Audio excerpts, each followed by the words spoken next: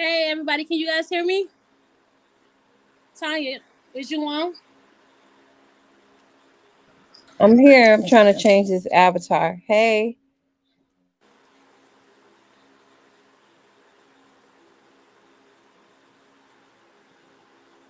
can you hear me? Yep, I hear you. Okay. Hey, everybody. Thanks, guys. Hold on. Tanya, and I'm going to ask you guys. Today Yes, ma'am. started off with, um, it started off with a special agent. His name was Jason somebody. He was the He was IRS. okay accountant. Yeah, he was a special agent. Okay. So he went over a lot of exhibits that pretty much you guys included. Um, it just included exhibits of like the checks that was wrote out to certain individuals, pretty much Susan and Brandon and Jane and to Milton Brown and to Daryl Mcdavid that came from all the different accounts that was allegedly associated with R. Kelly. Mhm. Would be so it was kind of boring, but it was important because Informative.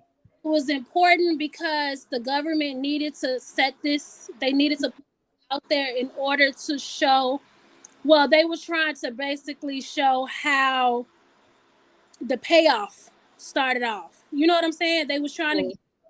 to show the examples on how. For I'm just gonna give an example. For example, if Milton Brown payroll normally was $2,000 a month, but then all of a sudden in between he got a $200,000 check. They were just trying to point out the fact that that $200,000 check was part of a settlement that, and it happened to be during the time where they're saying Robert allegedly was paying off um, the accusers. So in the beginning, that's pretty much what they talked about. I will go over some of them numbers because it's gonna probably relate to a lot of stuff down the line. I do want to do Bonjean's cross examination of this IRS agent because I mean she was really good today with that. But um, before they actually started, the government wanted to ask that Bonjean, they wanted her to stop posting on social media and Twitter. Let me see. Let me go to it. I don't know if you guys seen her Twitter yesterday. Her tweet. Is that what it is? Twitter? Her tweet about the reporter. No, her tweet about Robert wanting to thank his fans for Oh all the yeah, support. yeah. Um, dang. Okay, I don't got Twitter, whatever it's called. Tweet on Twitter on this phone. Um, but they they asked that she stop posting because they said it's they says that it poses a threat to the fairness of the trial. They saying that her comments can make their way to the jury, even through other people talking to the jury that watch social media, and they said it could result in prejudice, and it can also result in an unfair trial. So Jennifer came back and said the government has forgotten about the First Amendment, and her one comment to his fans to push her one comment to his fans um, to push back on all the negativity that we've been seeing on social media and the fact that the jury shouldn't be on social media nor following her should not put this trial at risk. She was basically saying they have been putting Robert at risk for some time with all the negativity that's floating through the media about him. She said the government is complaining about this one tweet. There's no risk, and she said again the only risk is to her client. So then the government came back and said there is more than one comment or one tweet. They just chose to talk about that one in particular because it was relevant to what was going on today. And then she said, well, now the government wants to predict what I'm going to post that I haven't posted yet. And she says that Rob has the right to post to his fans. She said, but I'll be happy not to post. But the accusation is pretty much not true. And the judge pretty much said, all right, well, since you offered to not post, then I just ask that you don't. So that was the end of that. By 10:05, they was bringing a jury in. Um, and then that's when they called Special Agent Jason. He works for the IRS. He came in, gave some details about his employment.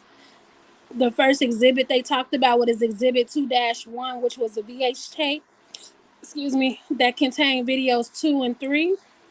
They admitted that into evidence because apparently when they talked about it last week, it still hadn't been admitted into evidence. Um, yeah, they talked a little bit about his background, and then he did some spreadsheets. So basically, what he did was I'm kind of jumping ahead. So you guys understand what I'm doing? Thank you, Juice. I'm not going too much. Well, do you think I should talk about it just a little bit, Gift? Yes. So Okay. we can get numbers. Okay. So you guys want to write? So I wrote down, just so you know, I don't want to bore you guys, but I did write down the amounts of the checks, and I wrote down the dates. I think I wrote down who issued them or where they were issued from, because you can't prove who actually issued them, and who they were given to.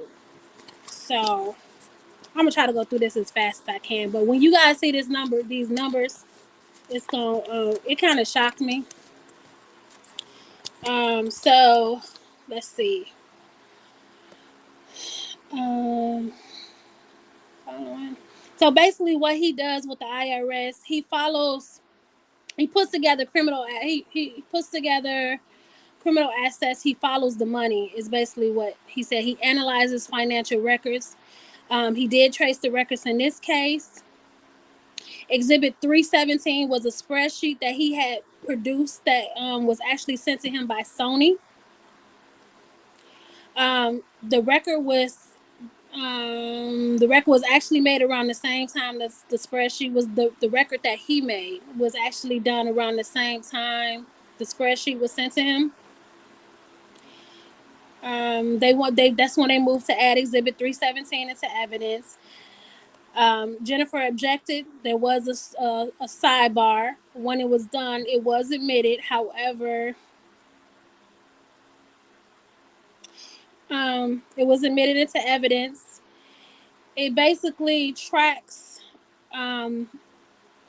I'm trying to see. It's all tracks. It's basically they showed us a spreadsheet that's like tracks that Robert had made while he worked at Sony. On those tracks, there was two, and it's not just his songs, but it's also songs that he's worked on with other artists. Anything that he had a hand on, um, is what is on this particular spreadsheet that Sony sent over. There was a total of 2,495 tracks. Um, and on the product side of that, 2,000 tracks he did? yeah, 2,495 tracks. So, but with some tracks, like for example, "Stepping in the Name of Love," he had different variations of that song. So you might see that on that track 10 times. You understand what I'm saying? So it's kind of breaking it. Well, once I get into this, you'll understand a little bit better. So then there's a product side to that spreadsheet. And on that product side is where it actually lists the album names or the song titles. So products 21 through 39, it's all different variations of the same song, which was 12 Play, that album. So right there you got 18 different lines. Lines 133 through 135 was different variations of Be Careful with Sparkle. Um, Lines 975 to 998, different variations of I Believe I Can Fly. Lines 2077 to 2105 was different variations of Stepping in the Name of Love. Then they presented Exhibit 335, which was the Illinois driver's license for Rob. There were 3 different documents included in this one exhibit. The first one, well, they were all requested from the Secretary of State. They've been certified to be true and accurate documents. It was admitted. Basically, it was just his picture. His first ID application date was June 6, 2000. The address on that ID was 308 West Madison, Oak Park, Illinois. Um, Over to page 2, there was another ID for April 17th, 2017, driver's license. Page 3 was another application for another driver's license for February 28th, 2019. Exhibit 336 was the Illinois driver's license for Mcdavid. It was made admissible into court. The date on this was September the 27th, 2013. The address is the same, 308 West Madison, Oak Park, Illinois. Application 2 was for another driver's license from Daryl Mcdavid, May 23rd, 2019. Exhibit 331.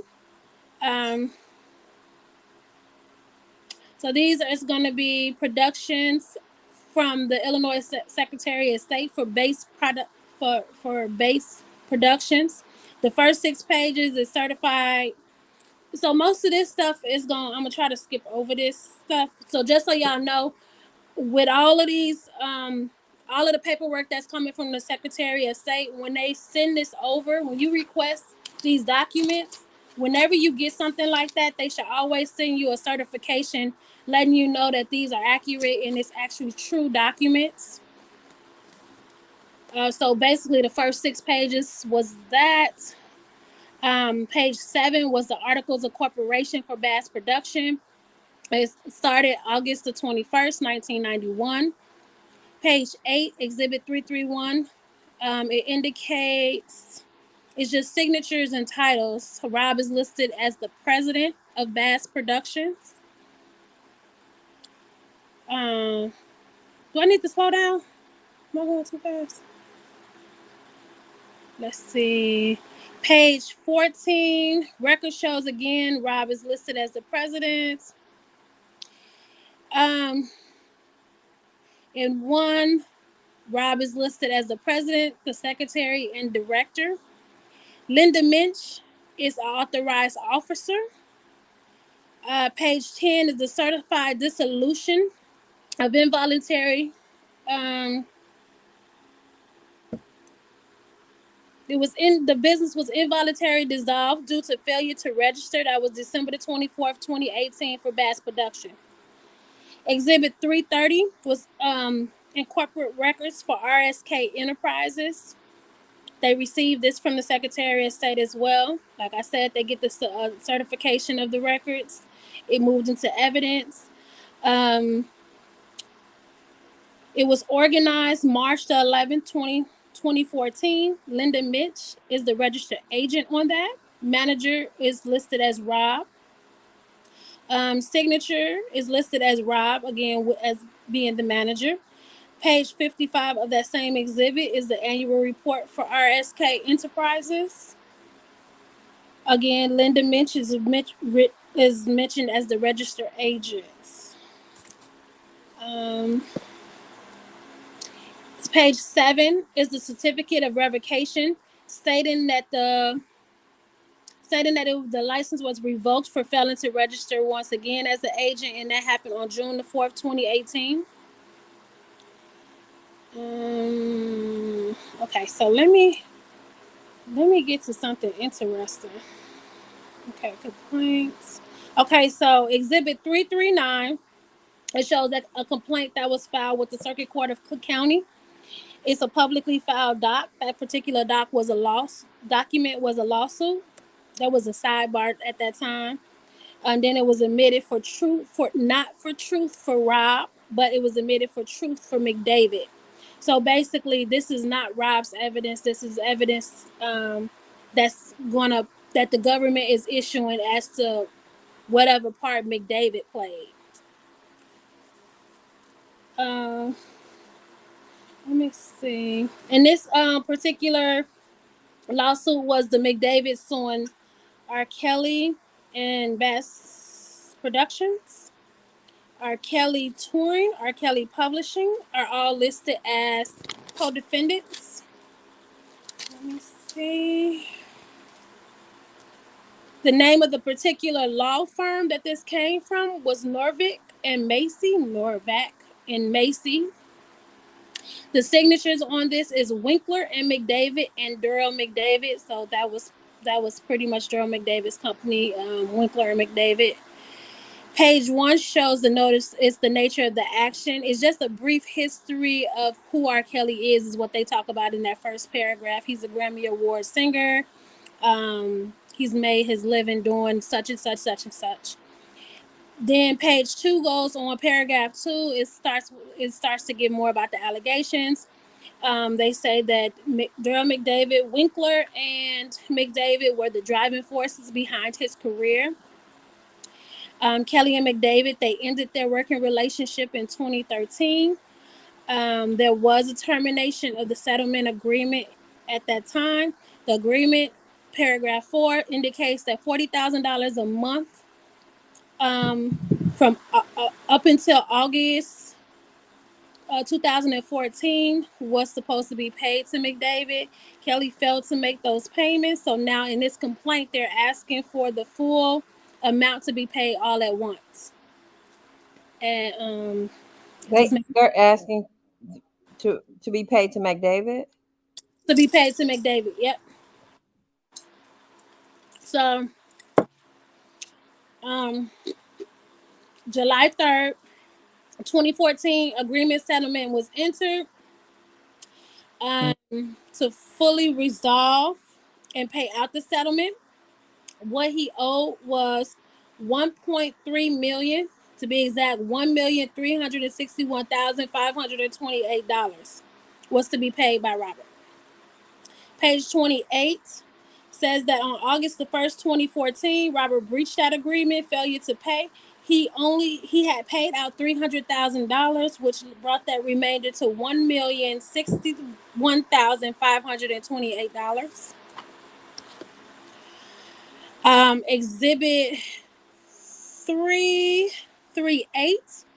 There was an affidavit for certification by Mcdavid for the same lawsuit. It certifies that the statements are set forth are true and accurate. This affidavit was dated February 26, 2015. Mcdavid's signature. Page 1, paragraph 2 of that same exhibit. It shows that Winkler and Mcdavid served as a business manager for Kelly from June 1991. They supervised all his business affairs and handled all financial matters. They accompanied on tours. They were responsible for all aspects of the tour, such as scheduling, securing booking, and coordinating the security and firing and hiring. Exhibit 337 was the confidential settlement agreement filed with the complaint. Page 1, paragraph 1 was the relationship between Winkler and Mcdavid, R. Kelly, and etc. Pages 14 to 15, they're showing the signatures for Robert, which was dated July 2nd, 2014, and for Mcdavid, July 3rd, 2014. Page 3, paragraph 3, payment by Kelly. Mcdavid at that time was owed that 1.3 million. And he agreed to release all funds in the Seaway bank account, which had at that time had a total of $104,293.35. That was for July the 2nd, 2014. And then there's another account that was agreed to be released to Mcdavid with a balance of $96,762.77. So should have been a total of 18 payments of $40,000 a month, due every first of the month, beginning August the 1st, 2014, and ending August the 1st, 2016. Uh, except on January the 31st, 2016, there should have been a payment of $341,528 because at that time Robert was entering into a recording contract, and um, so because of that, I guess Mcdavid got a larger amount from that proceed. Let me see. All foregoing payments. I just said that all foregoing payments being made should be wired or transferred to Winkler and Mcdavid. Paragraph line 13A. Parties agreed everything should be kept confidential. Mcdavid further agrees to keep all personal and professional matters regarding R. Kelly confidential. There was also a separate agreement about confidentiality as well. And that also talked about keeping everything personal and confidential. All matters, R. Kelly agreed, should not be engaged in any publication or exploitation of R. Kelly during his time as his business manager.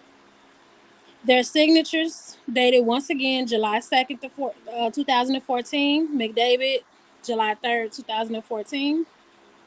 And this is all the government. If I didn't say that already, you guys, that's questioning this IRS agent. Exhibit 341 was a folio of the Atlantis Resort that also came with certification. It was moved to admit. It was admitted. There were certain redactions, pretty much like the name of the individual that stayed. So, but we pretty much we figured it out. January the 21st, 2002 to February. And remember these dates, you guys, because it's going to make sense in a later testimony. So at the Atlantis Resort from January the 21st to 2002 up until February the 5th, 2002, record relates to Brandon, which is the father. He stayed at the Bahamas. And then they showed a list of the charges of what he spent on an American Express card at that resort. The second thing shows that they actually extended their stay. So instead of checking out on the 5th, on the 4th, they extended their stay to the 9th. Their charges at that time included $5,674.83. That was shown 3 times on February the 11th, 02. Now, whose charges were these? I'm sorry. So these were the charges that the parents, when they went to the Oh, Bahamas, that okay. they used on this American Express card. Mm-hmm. But somehow these charges were used on that card, and then they were reversed. So what he said was those charges were charged on that particular credit card, but they were reversed. So they were credited back. But he says he can't see they couldn't find the other card that they used to make these purchases on.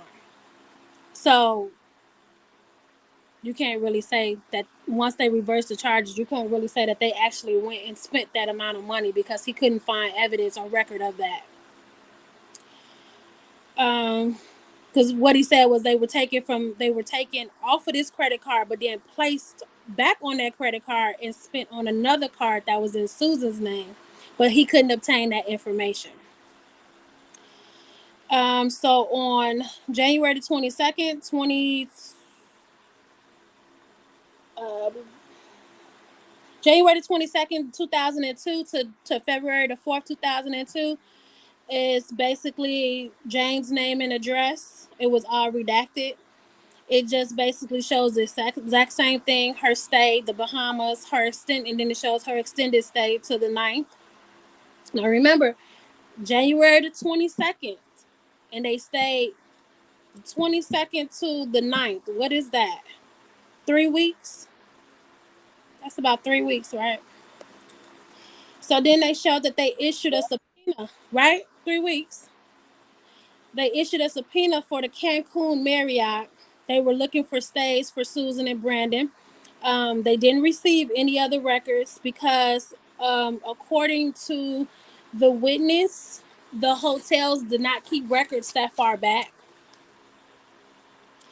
Exhibit 333 was pretty much a title for a vehicle. It was a used 2001 PT Cruiser. The purchase date for that vehicle was 10/25/01. The title was issued on 11/28/01. Redactions of the info is of the owner, but it was in Susan's name. So that first car that he brought her, the PT Cruiser, was actually in the mom's name. Then you see that there was a correction made on page 4 for that title for the previous owner on June 5th. Never mind that date. But they took it out of Susan's name and they put it into Brandon's name. So they removed it from the mother's name and put it into the father's name. Exhibit 334. It was a title transfer for a 2007 GMC Yukon. The purchase date was 11/08/2006. It was a transfer from Base Productions. The address listed on this document was 308 West Madison, Oak Park, Illinois. Page 3 shows a transfer to Jane. They transferred the Yukon from Bass Productions into Jane's name on that date. Let me see.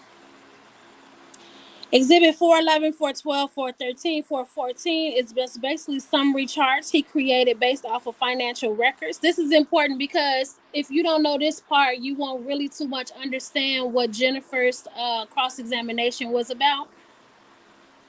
So these exhibits are all summary charts that the IRS agent had put together based off the financial records of Jane, the parents, Milton Brown, Mcdavid, and pretty much from all the accounts related to R. Kelly.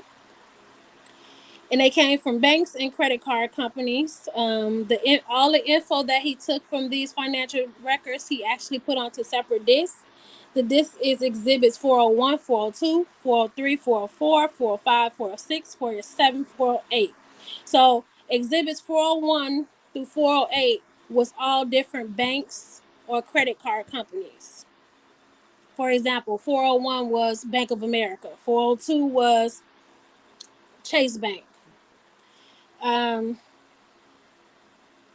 He says he's seen those discs before because he actually initialed it. The disc supports charts from each one of those banks. So again, 401 was Seaway Bank, 402 was Lakeside Bank, 403 was Bank of America, 404 was American Express, 405 was SunTrust, 406 and 407, I'm sorry, they went too fast, I didn't get that.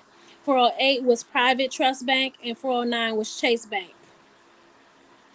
The discs were created by pulling out certain transactions. They all came with certificates to be proven true and accurate. There was an objection. The judge moved to admit those exhibits, and he started talking about Exhibit 411. So on 411, payments were made to Susan and Brandon. So this is kind of important, you guys. So 411, payments made to Susan and Brandon. They came from the Seaway Bank. They started on April the 21st, 2006 to April the 12th, 2012. There was 18 transactions coming from Bass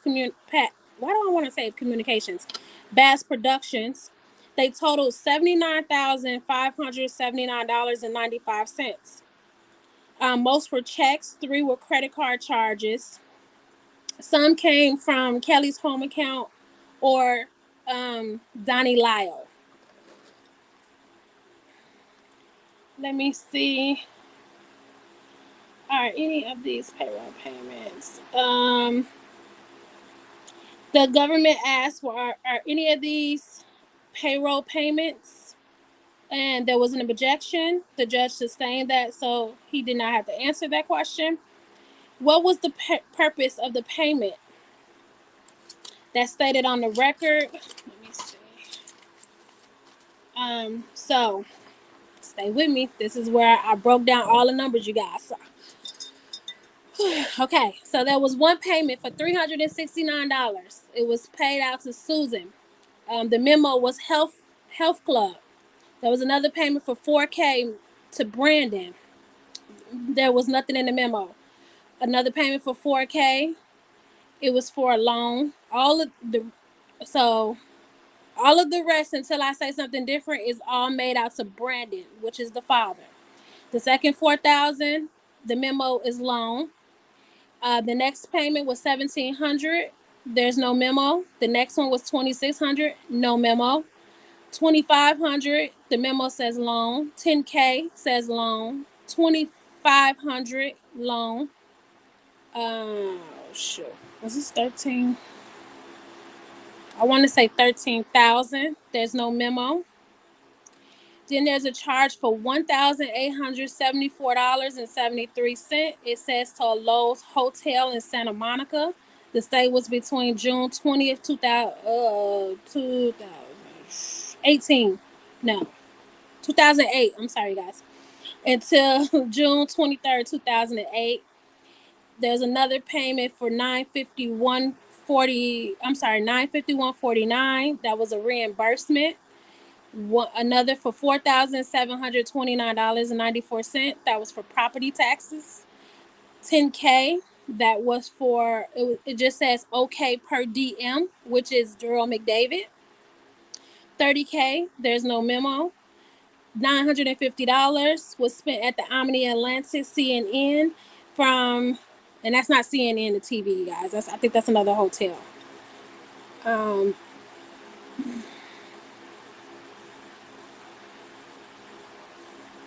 Let me see. That is from June 24th, 2011 to June 26th, 2011. And then there was another payment for 404. That was to Susan and Brandon for the Courtyard Miami from April the 12th, 2012 to April 12th, 2012. The total was $79,579.95. Exhibit 4. To the daddy. Brandon is the father and the mother. Wow. So then they showed Exhibit 414. That was payments made to Jane from the time period. I'm sorry, my handwriting. I was moving so fast, y'all. Y'all have to excuse me. Bear with me. I want to say January 3rd, 2008 to October 01, 2015. These payments came through Bank of America, Seaway Banks, and there's one from Lakeside Bank. The amounts were, okay, this is it, you guys. One was for $207, no memo. $549.70, no memo. $5,325, no memo. Then there was 5 payments of $1,100 back to back. Then there was a $1,000 payment, and then there was one. So there was $1,150 payment. Then there was another $1,150 payment in the middle. In the memo, it says it was settlement. There was another one for $1,150. The memo, it said personal RK. Then there was another one for $1,150 that said payment, and one more that said for child support. Then there were 10 more $1,100 payments in the memos that said either settlement payment or fee or agreement.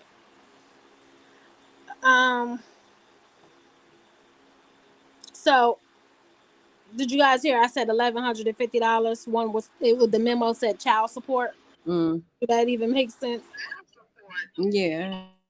So Exhibit 413, payments for Mcdavid from Rob from March 31st, 2006 to December 17, 2015, total $11,850 through $11,850,359.73.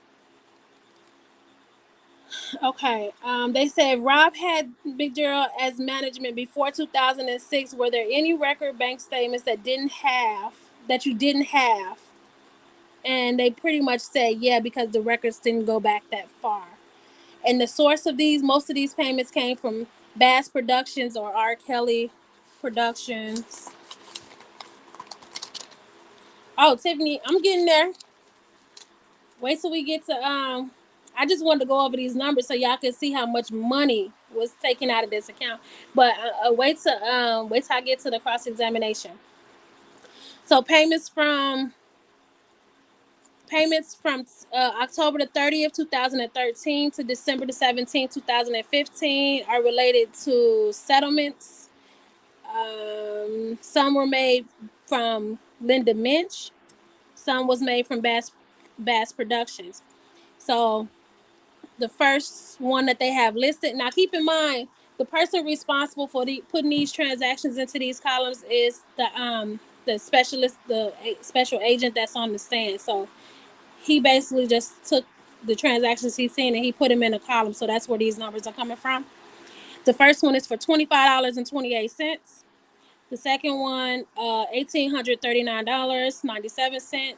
$2,535, $98,375.09, $92,762.77, $75,000, $150,000, $100,000, $50,000, and $80,000. That says it's for a total of for 2-month payments. Again, this is coming from Rob to Mcdavid. Exhibit 344. It just shows it's a document that shows a subpoena from Madison Square Garden, and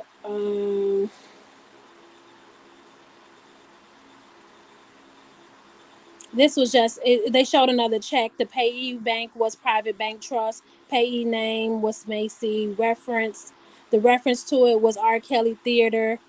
Final settlement payment to Mcdavid.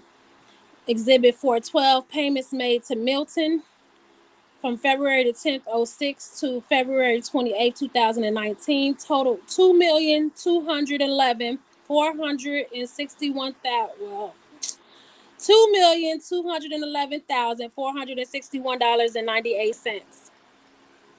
The payment breakdown is as follows: $703,990.84, $21,143.11, $36,992.65, $834,167.17, $2,852, $99,785.20, $203,586, $53,639.68, and $255,301.33. Again, totaling $2,211,461.98. Rob should be like swimming in money. And these came from, there was a check from Bass Productions dated April the 17th, 2007 for $200,000. And that was paid to Milton Brown. There's also rent payments that I took note of that was being paid to Milton Brown for, why'd I put Jane? I think that was Milton. It was Milton. For his rent payment was $2,544. So he's also showing, this is the government. As he's showing us the picture of all of these transactions, he's showing us the exhibit. He's showing on the side that in the memo, some of these payments, certain payments say like work periods. So it'll say like work period and that whatever that 2-week work period was. So it shows that in different areas on that particular exhibit he's showing. And let me see. And he also asked a question. There was no other checks before or after for April 17, 2007 that shows that he ever wrote a check to Milton Brown for $200,000. So it was that one time he gave him that big amount of money. And then Exhibit 423 was just a picture of the check. And it was written on behalf of Base Productions and Winkler and Mcdavid was underneath that. Mcdavid actually signed that check. Seaway Bank made a notation that that check was cashed out, and when it was cashed out, he had withdrawn a total of $205,576 on the same day, which was April the 17th, 2007. And the note was he cashed the check out along with other people checks. So Exhibit 415 was an American Express statement. The lady's name on there was Nancy Rosenblatt. She was an actual travel booking agent, so she was affiliated with them through that. And this statement dated was April 23rd, 2007. It shows on April 17th through the 18th that he stayed at the Westin Hotel. It's on a credit card charge. On April the 19th, 2007, it shows amount for $498 for Keith Morrell and Patricia Luster to leave from Kansas City and fly into Midway. There was also a hotel charge. They for the Westin Marriott. It shows they stayed from from April 16th, 2007 to April 17th. Milton Brown stayed. His charge was $750. They have exhibits 416 through 419, which is all credit card statements for American Express, which is in the name of David Mcdavid and Nancy Rosenblatt. There's a charge on April 19th at the Omni Hotel, arriving on the 19th and arriving on the 20th and leaving on the 21st. They also said that Donnie Lyle, he possessed a credit card that was affiliated with David McDavid's accounts. They show he had a Holiday Inn stay on March the 26th in Matson, Illinois. There was another Holiday Inn stay on April the 5th, another one, and then the same day, the same hotel, different charge. And then they showed the statement for Daryl Mcdavid's American Express.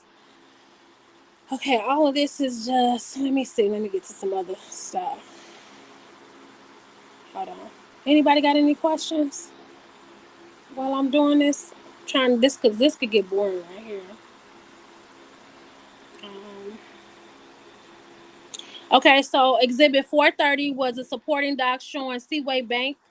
There was $100,000 withdrawal.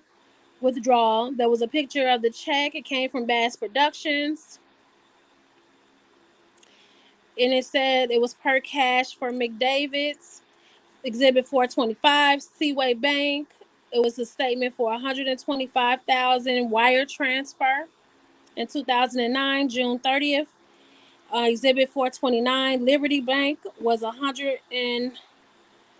same $125,000 was a wire transfer into Liberty Bank on July 1st, 2009.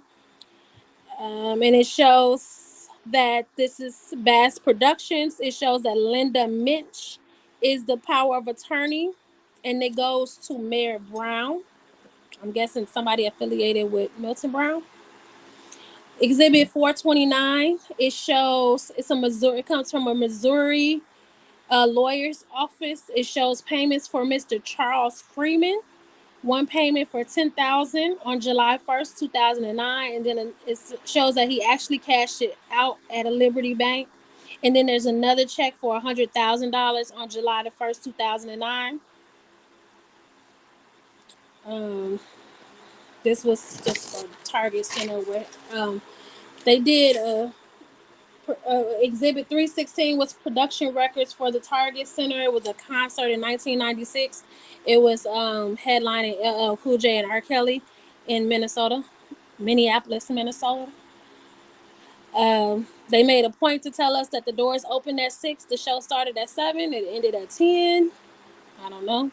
Exhibit 313, it was a warranty deed for the property at 1010 George. Page 3 on the warranty deed is being conveyed that from husband and wife. I believe the husband and wife name was Tom and somebody else. And they transferred it over to R. Kelly on November the 3rd, 1994. And it also showed at the bottom 10 subsequent tax bills to R. Kelly at that same address. Exhibit 307 was the birth certificate for Jane. Oh, this is important. Her birth year, everything else was redacted. Her birth year is 1984. The date filed was 10/3/84, so that means her birthday will be in September. Exhibits 308, 309, 310, and 311 were all the birth certificates for Nia, Tracy, Pinky, and Brittany. So for everybody that was trying to guess their ages, Nia was born in 1980. That's the same year I was born. So I'm around this time. It's safe to say she was not a minor. Tracy was born 1982. Pinky was born 1984. And Brittany was born in 1983. So I guess it's safe to say that Jane will be the youngest amongst all four of the others. Exhibit 322 is also a signature card related to the Bank of America with John Palladino, aka Jack Palladino. That's the account title 11/7/2016. Exhibit 312 was the birth certificate for Rob. You know when he was born, 1967. There's no further questions from the government. We took a lunch and Banjing. Okay, so this is when it gets good. So Banjing cross-examined. I could wake up now. Hold on. Y'all didn't let me sit here and get my pina colada all watery. Tanya, I put so much ice in that. Okay. No ice next time. Man, look, like watered down milk. So Banjing cross-examined, same witness. She said, so you testified that the bank accounts that was called R. Kelly related to entities that were owned by R. Kelly. No, it's not milk, it's pina colada. Or associates for the purpose of his careers. Thank you. Records from these were from 2000, 2001 until the present time. He said correct. One of the entities is Bass Productions, RSK Enterprises, and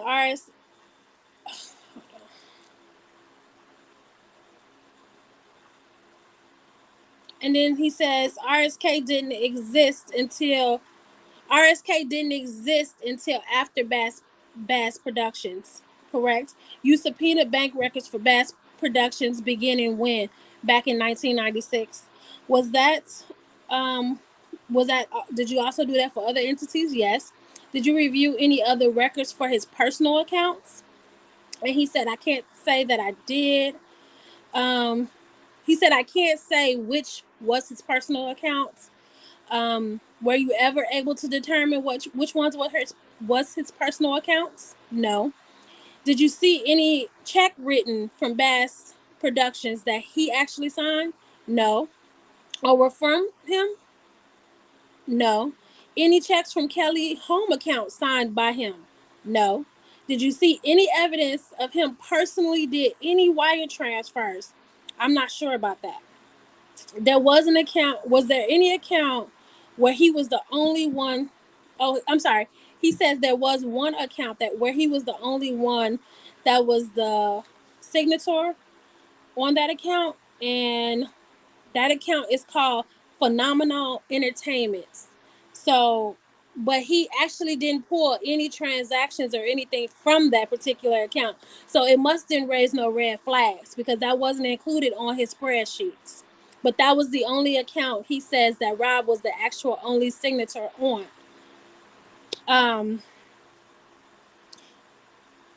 And he was trying to show what he was referencing to, but Banjing didn't see that in her paperwork, so they continued on. She started asking about McDavid signing DM. Um, you don't actually know. It says DM, but you don't actually know who really signed that, right? Correct. Reviewing confidentiality agreement, services to Kelly from June 1991 into October the 13th. You don't know what events preceded after this document, do you? No. Showing the section that says no admission of liability. That shows that there is no admission of anything by any party. Correct. Reviewing payments to be made by Kelly to McDaryl, which totaled that 1.3 million. Um, says these funds are to be held at Seaway banks. Correct. Shows Kelly home account goes to Mcdavid. Did you see any checks wrote by R. Kelly or coming out of that account by him? I don't know who wrote any of these checks. Describing each account, um, there's no recollection of Kelly signing any checks once again from any of these accounts. Then they started talking about the prepared charts gathered from you. She basically said you gathered all of your charts from thousands and thousands of pages of bank records. Correct. He says he can't say how many tens of thousands that it was that he went through for that information. She goes on to say the government wanted you prepare these. The government wanted you to prepare these charts, and he said partially accurate. They did, but this is also part of his analysis process as well. She asks, asking, did you? She said, but you didn't do a chart for ComEd or any living luxuries or anything like that, did you? No. You focused on the charts that was related to these particular matters. Yes. Talking about payments to parents, did you discuss what columns that were included in this? He said yes. He basically. I'm sorry. Did you decide what columns were being included in this? Yes. And you did to point out. You did that to point out who wrote the checks. Yes. Well, none of them were written by Mr. Kelly. Can't say, but none have Mr. Kelly's signatures. So then she goes back to showing checks, pictures of the checks. One chart on one chart, Bass Productions from April the 21st, 2006, made check to Susan for $369. Signature on that check was DM. But you don't know who actually signed this, right? Or who put that in, or who put the memo there? And he says, no, I don't. I don't know whether he says I don't even know whether it was a payment that was the memo was Health Club, and he's basically saying I don't know who wrote the check, and I don't know whether that was an actual payment for a Health Club. Meaning you could put anything you want in the memo, so he can't say for sure if that's what it was for. So 326 to 07, she showed another check for $1,700 signed by DM. And he still once again said that he was unable to find any checks written to the parents signed by Mr. Kelly. Correct. The last payment that she talked about that went to the parents was on 4/12/2012, and it said for the courtyard in Miami. You don't know what they were actually doing there, right? Correct. Don't know what the ones, and you don't know anything about the ones that say loan, what those were for either, right? Correct. These memos don't actually reflect the money that went or who actually wrote this, does it? Correct. No, it doesn't. You did review charge for Seaway accounts more than um so the accounts for Seaway had more than one signator on there. What he says, well, for Seaway, he can't really recall, but DM was actually one of them, which is Daryl Mcdavid. What about Kelly home account? He couldn't recall how many people had access to that account for the most part and who could sign off on that. Exhibit 414, chart for payments to Jane. You decided what info one of those charts would be? Yes. And you included you did not actually include a column of who actually signed off on these. Correct. Or who actually initialed the wire transfers. Correct. So the one for $750 from 2011 went to Jane for travel prior to that check being written out of the R. Kelly home account. The memo states, I'm sorry, the memo states Bank of America credit card. So basically, it was saying that payment was for a Bank of America credit card that she may have had. But you don't know who actually wrote that check. Correct. And Exhibit 107 was a check for $5,325. Do you see the address associated? And he says, I see the address that's associated with Daryl Mcdavid. And who signed? I don't know, but it shows DM. And you don't know where these expenses were being, what they were being used to cover. Correct. Um, so there was not another payment made until early January 2014 until October 2015. Yes, around the amount of $1,150. Yes, none of these checks here reflected R. Kelly did this. No, nor did the wire transfers. I do not believe so. One shows Linda Mitch accounts actually made the payment. Yeah, but I still really can't say who initiated this payment. Nor do you know if R. Kelly had access to these accounts. Um, I'm sorry, he said, nor did I know if R. Kelly had access to these accounts. So all of these memos, and he doesn't know who started them or if the memos are even accurate. Yes. She said, because the child support memo doesn't make sense, right? And he said, no, it doesn't make sense. So to summarize the number of payments to Brown, you summarize the number of payments made to Brown, yes. And some of the payments appeared to be cash taken from the R. Kelly's home account. Correct. You don't know whether Brown withdrew the money from the associated account for Robert. Basically, what they saying that he moved money from that account because Rob would pretty much use cash. So he says correct. Do you recall Rob even having any cards? He said no, just maybe an Amex card with his name on it. Do you know if he ever even used that card? He said I can say no. Then we looked at Exhibit 330, page 7. Previously noted, Linda Minch was a registered agent for that RSK Enterprises. This is the gotcha, you guys.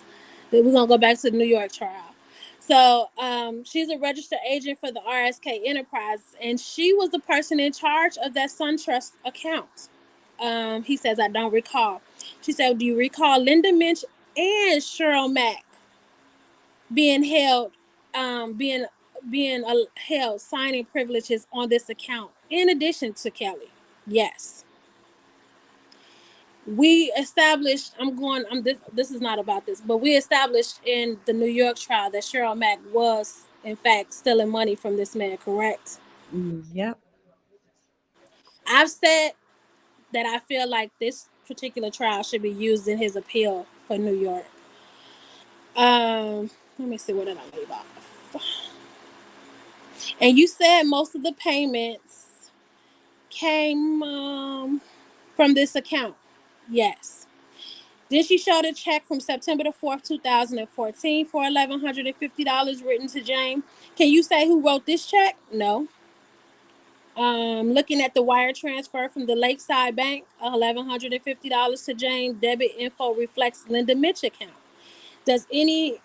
Doesn't say who started the wire transfer, doesn't say what it was for. So they don't know who started it, what it was for. They just know that it was transferred to her. That chart memo was actually left blank, and Jennifer had no further questions.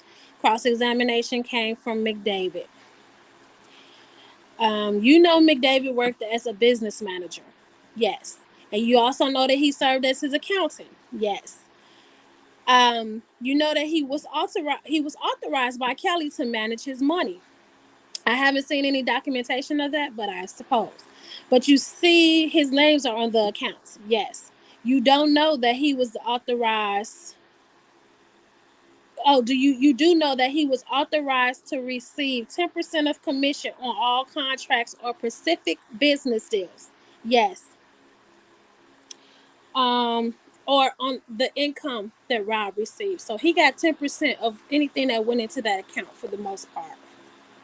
And if Rob made millions, then he made millions off of that millions. Um, it says many of these payments came from checks signed DM. Yes. And again, if you guys, this is Daryl Mcdavid's attorney cross-examining the IRS special agent. You do know that DM is for Daryl Mcdavid, yes. And you mentioned they settled different businesses. There were several different businesses associated with Rob. Yes, there's nothing wrong with having different business, multiple businesses. Correct? No.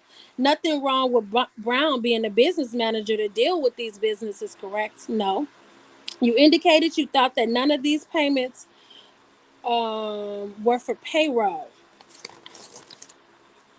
Not really. Just comparing the difference. So you made no charts for other musicians that Robert may have paid out of these accounts? No. Are you aware Jane resided with Kelly at some point? No. So then he went back to payments made to Jane on the chart showing credit cards and airline charges. You don't know who decided. You don't know who decided. The plane tickets will be booked, correct? Or if Rob would reimburse DM for these payments, correct? Talking about payments, automatic payments that came out. So, are you aware of all these payments that were made after Daryl Mcdavid stopped working for Rob and wasn't signed by Daryl Mcdavid? No. Were you aware he stopped working and sued him for non-payment? Yes. And at some point, they reached a settlement agreement for 1.3 million. Yes. Do you see the complaint? Do you see the complaint? No. Before the settlement was reached? No. Exhibit 337, directing attention to a separate confidentiality agreement. Page 26, agreeing to keep strictly confidential all personal, and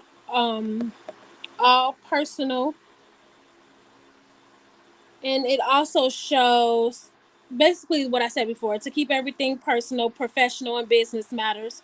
And it also shows that if Daryl Mcdavid breaches this agreement, he has to pay damages, which totaled $100,000 to be paid to Kelly. Yes, Kelly agreed on that $100,000 is enough to pay him if Daryl Mcdavid exposed him. Correct? Yes. It didn't say it would be worth millions. No. So going back to the payments to Daryl Mcdavid between March 31st of 2006 to 12/17/2015, there was a total of $11,850,359. Dang, I keep doing this. $11,850,359.73. Most of these payments were because of the lawsuit. Yes. Many are specific payments that are 10% for deals, for etc. For what I stated before, he get his 10% for contracts and etc. And then there were some others that were made with no memos. Yes. Others had memos for reimbursement, loan payments, cash received. Yes.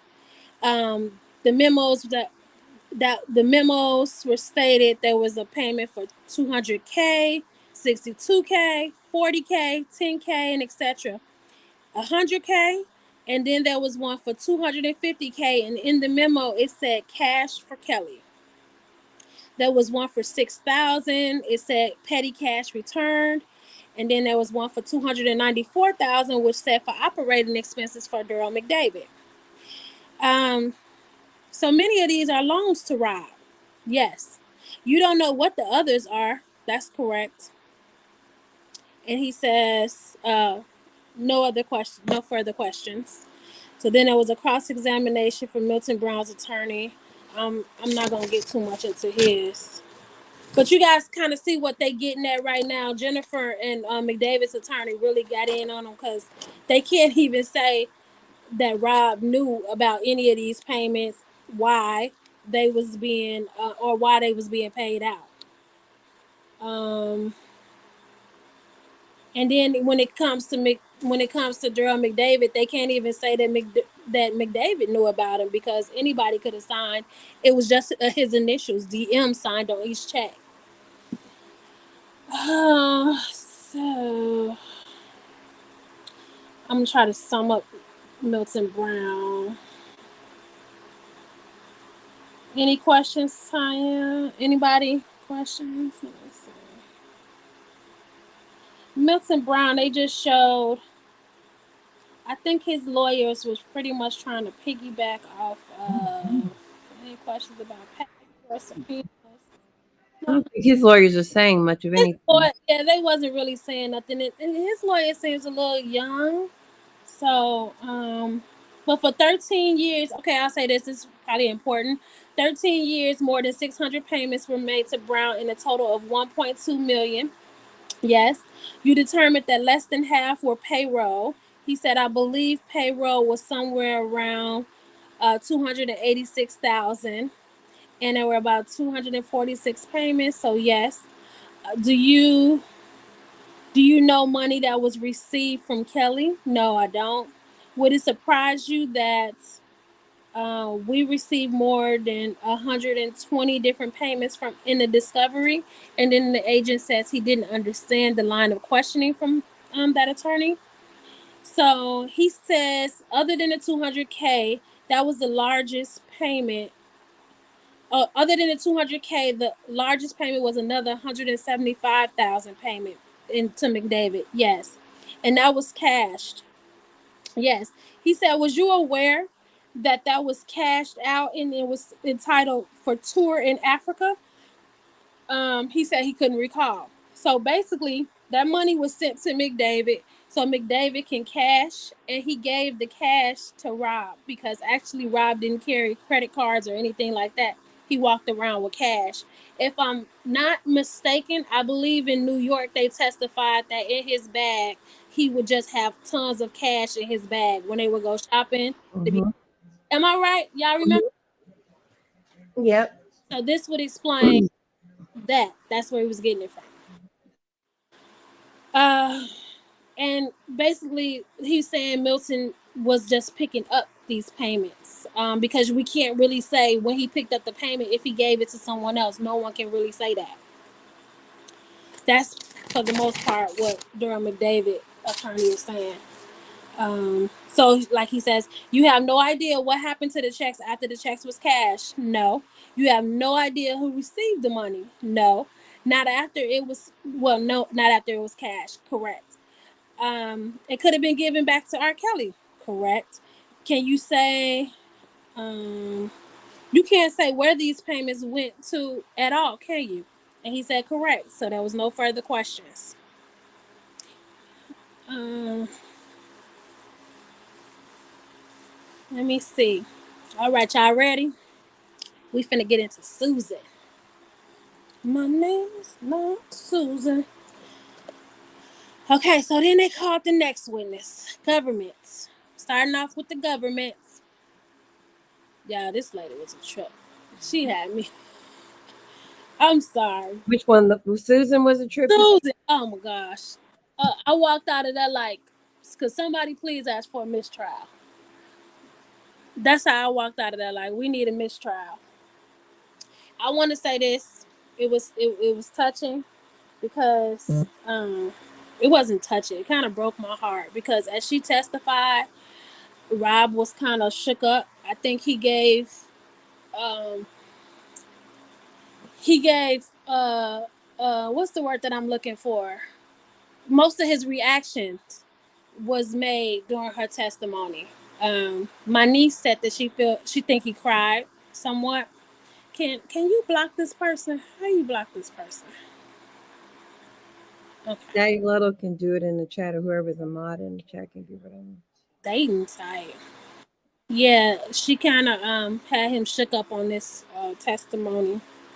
You think it was because of what she was saying? Yeah, it was because of what she was saying, because she wasn't being truthful, and it hurt him. And he shook his head. I'm telling you, he gave, even with the New York thing. I think between Jane 5 in New York and this testimony, it seemed like you got the most reaction from him, and that was kind of sad. Okay, I'll continue. So the government started. She said she's a widow. Her husband passed away July 2021. She has two children.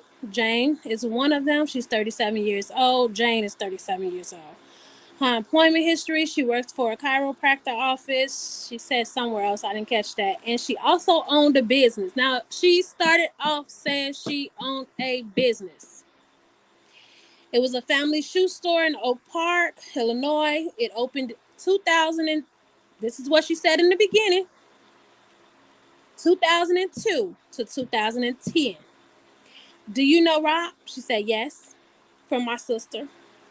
She said she knew him prior to that as well, but just from being in the music, he's strong in the music business. Just for him being R. Kelly. Um, he at.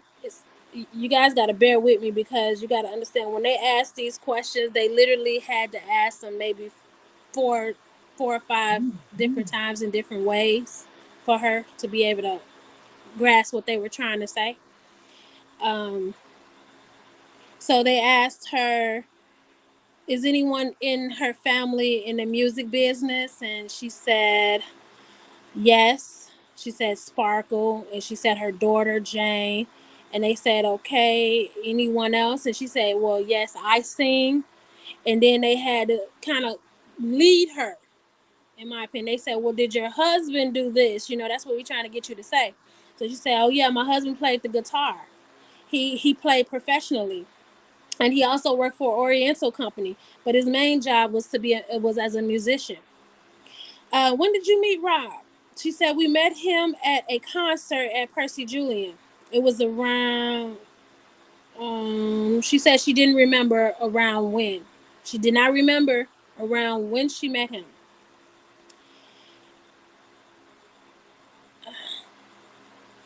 Right, Daddy Lolo. When you guys finish this, go back and listen to the daughter's testimony and see how it contradicts. This testimony contradicts everything her daughter said.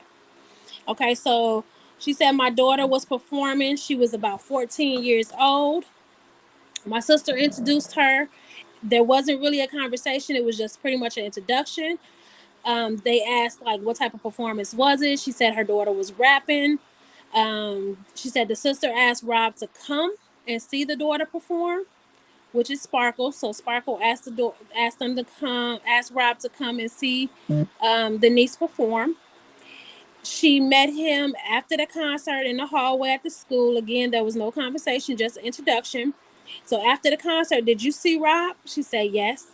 After the concert, did you see him again? Yes. We were at the studio, the recording studio. Sparkle asked us to come while she was working on her CD. Months and years after, Jane was going with Sparkle by herself at that time, and then at the same time they started going without. No, I'm sorry. Hold on. Okay, I'm sorry. So months and years after, Jane started going to the studio with Sparkle. At that time, they was going without the family. Um, they said that they were just going to go work on some music. At some point, Jane started going by herself. Asked, who said, asked who said she's okay. Yeah, see, I'm sorry, because this is the part where they had to ask the questions several times to her again, because she couldn't understand what they were asking. She said at that time, my sister asked him to be Jane's godfather. And they asked, how did you feel about that? And she said, kind of strange. They said, why? She said, because my sister told her to ask him that. And they said, well, why did you feel strange? And she said, cause she had other godparents. How long after the concert did he become her godfather? She said some months. In the months after, did things start to change? And she said, well, yeah, she started to go to his house with his wife and kids. Not him. She said with his wife and kids. And how was that different for you? Because she was going there a lot. Who was she going there with? Oh, she was going there with her godmother and the kids. And we know the godmother is Drea Kelly. Oh Lord. Go ahead. What you finna say? No, I was just saying it's Drea, right? Yeah. And he said, so where were they at? And she said, at the house. And they said, well, what house? And she said, the house in Chicago. And they said, well, how did she get there? And she said, well, we will drop her off. Hmm. Yeah. She But said, I well, thought she met him when she was 13. huh? Did she meet him 12 or 13? Girl, she said 14. She said Rob met her at 14, and it was months after he met her that she started going to the house with Drea and the kids. But I'm the girl said 13. Listen. Did you hear me when I said her whole testimony contradicted the daughter's Mhm. testimony? I'm gonna tell you. I'm gonna go one further with you. So they said around 97, 98, 99. How many times a week was she spending at their home? She said mostly every weekend. She was with her godmother and the kids. If I'm not mistaken, I think Rob's first daughter was born in 98, right? And then the second one was 2000. And then the next one was what, 2002? Mm. So how was she there with the godmother and the kids? He didn't have kids in 97. Oh Lord. Um, she said, what kind of things would they be doing? She would be just be with Kelly and his family. They'll be watching movies, shopping, or just hanging out with the kids. And then that's when they took a break. And so when we came back from break, she said, so in 2000, you and your husband were contacted by DCFS. Yes. Listen to this, you guys. She said yes. They said that there were allegations. They said that there were allegations. What allegations? My daughter and Kelly. Well, what allegations? The sex tape. About the sex tape. So then the government goes back and say, wait, hold on. Again, we're talking about in 2000. There wasn't no allegations about the sex tape in 2000. So they had to refresh her memory and told her, I think you're confusing the times. There was an objection by Jennifer because Jennifer said, well, she answered the question. That's her answer. Put it on the record. That's how she answered it. Um, it was overruled, obviously. What were the nature of these allegations? And she said they wanted to question us about things going on with her, meaning her daughter, and with Kelly. And what did you do? She said, well, I contacted Rob. And then she said they set up a meeting with us. Who is they? Daryl and Rob.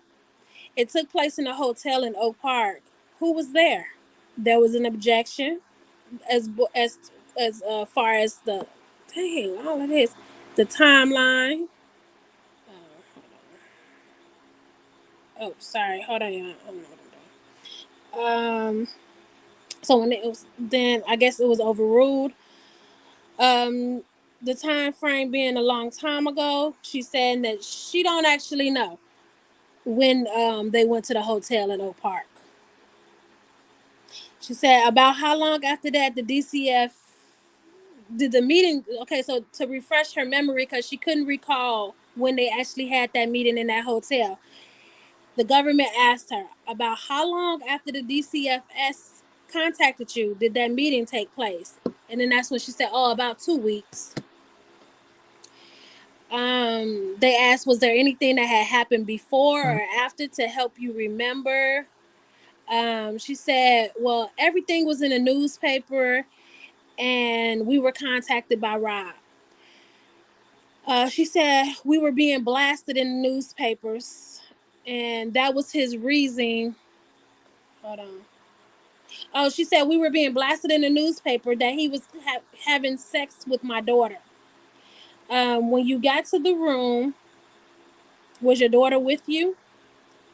She didn't recall. She said, I don't remember. Rob and Daryl Mcdavid were in the room. This is important because her testimony is just bananas, you guys. Um, she said he never admitted anything, but he was crying and very sorry. She said me and my husband was crying. My husband was angry. Then they said that we needed to leave town right away, and we did. And then they started asking about them being upset. We were upset because of that. They asked why we were upset. We were upset because of the allegations of him having sex with my daughter. Why? Because she was only 14 years old. Also, they told us, "Are you?" And also, they told us, "Are you with us or you're not?" Who is they? R. Kelly. And so at that point, it was objections from Daryl McDavid's side and Jennifer because obviously they cannot be one person. We learned that in grammar school. They is plural. So then they basically were going back and forth because they wanted her to say exactly who are you saying assassination. Who are you saying is the person that actually said that? So she was kind of getting tripped up. So they asked her, what did you mean? What did you think that meant? She said it was R. Kelly that actually said it once she broke it down. And they asked her, well, what did you take that to mean when they said that to you? When he said that to you, that they would harm us. Then there was an objection again. They asked, who is they? Who are you saying made that statement? Um, and then the government says, well, I think we all know who. She said she already said who made the statement. It was R. Kelly. And so then they went on to say, what was the reaction to that? What was your reaction to that? That him saying you're either with us or you're not, that he would harm us if we didn't do what he told us to do. What actions did you take after that meeting? I packed my bags and we left for the Bahamas and the Cancun. Who is we? Me, my husband, and my daughter. Who paid? R. Kelly. Then Jennifer objected because she's saying that you can't technically say who paid. We don't know who actually paid for that trip. And then the government came back and said, well, how do you know that he paid for that trip? Because that objection was overturned. Because they said they was the ones who sent for us to leave to go out of town. How long did you go out of town? Oh, 2 months, maybe a little less. You guys remember I gave you the dates January the 22nd to February the 9th. I said, remember that? It's only like 3 weeks. She stated under oath that she left for about 2 months or maybe a little less. So when you got back home, what was the work situation? Well, we lost our jobs because we had to leave town abruptly. Now, correct me if I'm wrong, Tanya. In Jane's testimony, she said they lost their jobs because of all the backlash and all of the media coverage. So that was the reason for them to lose their jobs. Kind of makes more sense if you just picked up and left and you was gone for 2 months to come home to no job. That makes more sense than what she actually said. Mm-hmm. Am I right or am I wrong? If they were gone that long, what job were they on that was But going to? exactly. And then if I can recall, at that time back then, who were they actually running from? Because nobody really had them identified. Nobody really knew who they was unless you actually knew them. Hmm. The media never gave out any names or anything like that. At that point, people were trying to still figure it out. What was the dates again? Um, they left January 22nd to February the 9th. What year? I'm sorry. 2002. She had a shoe store, right? See, that's what I'm saying. Listen to this. She said 2000. I do not have Zelle. I'm sorry. She said 2002 to 2010 in the beginning when the government was questioning her. So let's listen to this. Okay, so they said when you got home, what was your work situation? We lost our jobs because we had to leave town abruptly. How was your relationship with your daughter? Oh, she was rebellious. She wouldn't eat. She slept in the closet because she was so upset because we wouldn't let her go around him anymore. Um, they asked, and when you returned from the trip, you received a subpoena. Yes. What were the subjects allegations regarding them? She didn't understand it. So they said, well, who did you speak to when you got back from the trip? Because she didn't understand that question. So they went to another question. Who did you speak to? She said, our lawyer. Who hired this attorney? R. Kelly. How do you know? How do you know he hired this attorney? Because he told us he was getting us a lawyer. Um, the lawyer said, she said the lawyer said that he was going to represent us, and he did go in the room when they were going to testify for the grand jury. She said she don't actually remember if he went in the room with her. Well, how did you feel? I was nervous, and they wanted us to paint the picture that it wasn't my daughter on the tape. Who is they? R. Kelly. R. Kelly wanted us to do it. So is this around about the time he was crying? How I'm talking, y'all, is literally how she was talking. I was wondering why your voice changed. I'm really I'm serious. I can't make this shit up. This is how she was saying this. Because they wanted us to paint the picture that it wasn't my daughter on the tape. R. Kelly wanted us to. Um, were you being truthful then? No, but I'm telling the truth now. I'm telling the truth now, though. I mean, she said I'm telling the truth probably 8 times, 6 to 8 times. So at what point was he crying? Was it this part or Yeah. when Bonjean was questioning? Okay. Okay. So that's why I brought my set of eyes. I Mm-hmm. don't know at what part. I know it was no, it wasn't during this part. It was when Bonjean went up because Bonjean actually had to go back over to him.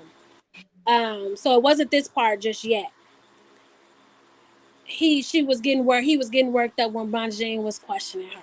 Mm, okay. Well, were you being truthful then? No. In the images that you watched, who were the pictures of? She said, my daughter and Kelly. Did you say it was your daughter? No. Did you say it was R. Kelly? Yes. After you testified to the grand jury, did you become aware that he was indicted? Yes. Was she living with you? Where was she living? She said at home. During the trial, oh, she was living with R. Kelly. How was your relationship then? Not good. We hadn't talked to her for months and sometimes weeks. Damn, this sound like New York. Who interviewed you about the things you were testifying to today? She said the federal. And he said, you mean like the federal government? Yes. Did they give you a letter? Yes. Did they give you agreements? Which letter? This is what she's saying. Which letter? Okay, so then she goes, okay, I'm gonna say it again. Like, um, did you get any letters? Did you get a letter from the government with agreements? And she said, oh yes, that we would not be incriminated me because I lied before, but I'm telling the truth now. She's still lying. That's exactly what she said. Yes, because I lied before, but I am telling the truth now. And when you did lie before in the state, oh, she said it again. I'm telling the truth now. So then the government at this time, because she said it again, I would ask for a moment too. The government asked for a moment. When they came back, they said, well, why did you lie? And she said, because I feared for my life. I was being intimidated, and I wanted to make sure that my daughter was safe because she said that she was going to harm herself and run away and never talk to us again. So then they showed her exhibit 001. It was a disc. And they showed the initials dated August the 11th, 2022. It was her initials. Did you watch that video? Yes, I did. Are these the same scenes that you seen from the grand jury in 2008? She said yes. They said nothing further. Bajin cross-examined. Y'all ready? Bajin says, okay, so you have an agreement with the government to tell the truth, correct? I don't have an agreement, but I told the truth, and I'm telling the truth. She says, so you don't have an agreement, or do you? She says, I don't understand. So then she broke that down again for her, and she asked, well, what does the agreement mean to? And asked about the agreement and what it meant to her. That time she said, yes, I have an agreement. And she said that agreement means that you're gonna tell the truth on everything. Yes. Even if it hurts the government. Yes. She said, so your sister is known as Sparkle, and she introduced you to Robert. Yes. Jane and Sparkle have a very close relationship. She's my sister. Right. But Jane and Sparkle have a very close relationship as more than auntie and niece. Yes. Sparkle had arranged for your husband to work with Robert, correct? Yes. After that came to light, um, hold on. After this had came to light, you said that you had to start working for Rob. Um, that's not true though, right? It's not true because your husband was already working for Rob. Yes. Your husband passed away? Yes. And you put it in the obituary that he got his big break from actually working with Rob. Yes. And this was prior to your working relation. This was prior your working relationship before the scandal. Correct. So she said earlier, okay, I'm just going to keep going and we're going to figure it out later. So you said that you and your family went to the studio to see Rob. Correct. Your husband would be there working. Yes. You knew the protocol, right? Yes. Big gate. Yes. You had to sign in? No. But when you got there, pretty much you had to be announced that you were there, correct? Yes. And there were also some times when you went by yourself. Yes. Um, why would you do that? Because we were friends and I thought like we were family, so I thought that I could. There were other reasons for you to go to that studio by yourself, wasn't there? Yes. Is it isn't it true that you and Rob actually had an intimate relationship? No. Yes. So they did. She says, isn't it true that you and Robert actually had a intimate relationship? So Rob must have told her they did. She said, but she said no. And she said, now you know that you have to tell the truth, correct? And she said, yes. She said, so what was the purpose of you going to his studio by yourself? And she said, well, because I had a store and he told me that I wanted to talk to him about my store. And he told me that I could come to the studio. And this is exactly how she's saying it, child.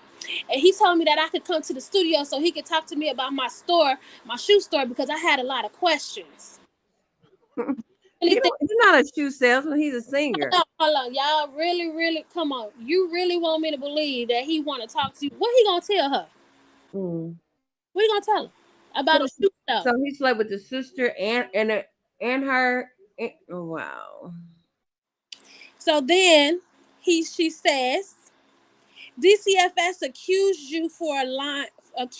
you when DCFS was investigating this. They were actually accusing her of allowing her daughter to have a relationship with R. Kelly. She says that's not true. And she said, oh, so you don't remember DCFS actually accusing you? Oh, yes. She said she spoke to the DCFS type officials. Yes, we did. Did you confront Rob about this? No. Before the hotel meeting, you were still spending time with Robert and his family in his home. Yes. You allowed your daughter to spend time alone. Yes. You were very friendly with his wife. Yes. You testified about meeting at a hotel. Correct. saying you never had a conversation with Robert. Um, no, not directly. The meeting lasted about what, 10, 15 minutes? I don't recall. But you remember giving an interview back to law enforcement in the state's attorney's office back in May 2019, telling them that it actually lasted 10 to 15 minutes. I don't remember. During that meeting, you said Robert was very upset. Yes. You upset? Yes. Was your husband upset? Yes. You said Rob said that um, you either with me or you're not. Yes. Rob never told you what to say to the grand jury, though, right? Yes, he did. So on May 25th, 2019, you told the special agents and the state's attorneys that you don't remember anyone telling you what you had to say. They spoke to my husband. We are talking about you. Your husband is no longer here. I don't remember. Nobody ever threatened you. Yes. Who? Rob. We were harassed. We were intimidated. We were threatened. Did Rob harass you? No. And did he threaten you? Yes. He said we were. He did. He said that we were with him or not, and said he didn't want anyone else to harm us. Girl, bye. Rob. Rob didn't use any words of intimidation towards you. Yes. What were they? He told us like what to say. But you said in 2019, nobody told you what to say. You said you don't remember being instructed by anyone. I'm telling you the truth today. I'm telling you the truth.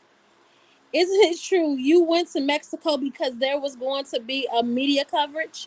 Yes. Rob did not want you being harassed by the media. Yes. How long did you say?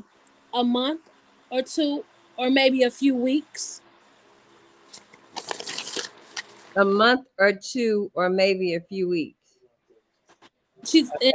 yes. Rob didn't come to where you were. No. He wasn't actually prosecuted until 2008. Correct. So he didn't fly you away for 6 years though, did he? No. When you came back, your daughter was 16, 17, and she continued to have that relationship. Yes. And you knew about it. Yes. Prior to that, you knew about it. No, I did not. And you had been questioned about it though, didn't you? Yes. So you just put it off to the side after you were questioned. No. You questioned Rob about it? No. My daughter, yes. My husband did question Rob though. Back then, you were afraid of Kelly, but you wasn't afraid of the state's attorney. Back then, no. Jennifer went on to say things, so you wasn't afraid of the state's attorney, the people that can actually throw you in jail for perjury, that can actually have you locked up. You wasn't afraid of them, but you were afraid of Rob. Um, she says, I did it to keep my daughter out of harm's way. No, she said, this is what her actual words. I did it to keep my daughter in harm's way, to keep her safe. She was going to harm herself. So you took directions from a teenager on what your decision was to lie to the grand jury? No, we wanted to keep her safe. So you sent her to live with Rob and lie? No. Yeah, that's keeping her safe. Certainly, if you were scared, you wouldn't have maintained a relationship with this man for over 20 years. Yes. Because we had to keep my daughter alive. We needed money because my husband wasn't working and we feared for our lives. So you gave your daughter away for sex for 30 grand? That's not a lot of money. 30 grand is not a lot of money. This is how Jennifer talking. That's not a lot of money to sell your daughter for sex. And there was an objection. Um, and then she said, but you went to parties that was hosted by him right before his arrest, did you not? Yes. He called you when your mother passed. Yes. It was a nice conversation. Don't remember. You didn't tell him not to call you no more because he threatened you and he harassed you or anything, did you? No. And your daughter, at this time, she was still with him. And your husband still worked for him because we had no other means of income. But he worked for other artists. Yes. He actually worked with Chance the Rapper. Oh, my son did. And your husband did. Oh, yes, he did. So you're being misleading. You cannot be misleading. Saying just your son is misleading the jury. Bonjean proceeded to name several other artists and showed that he did actually work for many artists and he was actually successful before he was with R. Kelly. Yes, this is true. This is what she said. Yes. And he was listed on several different albums for R. Kelly up until 2011. Oh, I don't remember. Rob was present when you talked to the. Was Rob present when you talked to the attorneys? No. Did the attorneys threaten you? No. Did the attorneys intimidate you? No. So you say you had a shoe store around what time? Around 2001 to 2010. So you did have a business, yes. Where? In Oak Park. What was it called? I think she said something like Fabulous, Fearless, or something. Um, so Bonjean then goes over to Rob because this is around that time, you know, and she asks him something, and they're talking. And then she comes back and she says, "You're the one who actually didn't want that tape out in public, right?" There was an objection, and then she said, "The tape you lied about is the one that you didn't want in public." And she said, "No one would, nor did your daughter, right?" "No. I was protecting my daughter because I didn't want her to harm herself. Despite the fact of how scared you were, you continued to go to concerts all the way up until 2018. Correct? Your husband did as well. Yes. You didn't take money to lie to the grand jury so that you and your daughter could have a relationship with R. Kelly, did you?" "No. Nothing further, Your Honor." So then, after that, Mcdavid cross-examines her, and she says, "You said your daughter." McDavid's attorneys cross-examine. You said your daughter was introduced by Sparkle. Correct. She had a business relationship with Rob. Yes. She helped create an album. Yes. You know that they had a falling out. Yes. Over business matters. Yes. He refused. Excuse me. He refused to do a second album with her. Well, I can't answer that. Okay, but you do know that it was related to a business matter. Yes. You were told about an improper relationship by DCFS, and when you were told that, you told them that you thought that your sister was just spreading rumors. Not true. You didn't think that at that time. Well, yes, at that time. Well, back at that time, you thought that. Yes. You talked about a meeting in Oak Park. Yes. You said it was after DCFS allegations. Yes. You called and asked to meet with Robert. You called and asked to meet with Robert. Yes.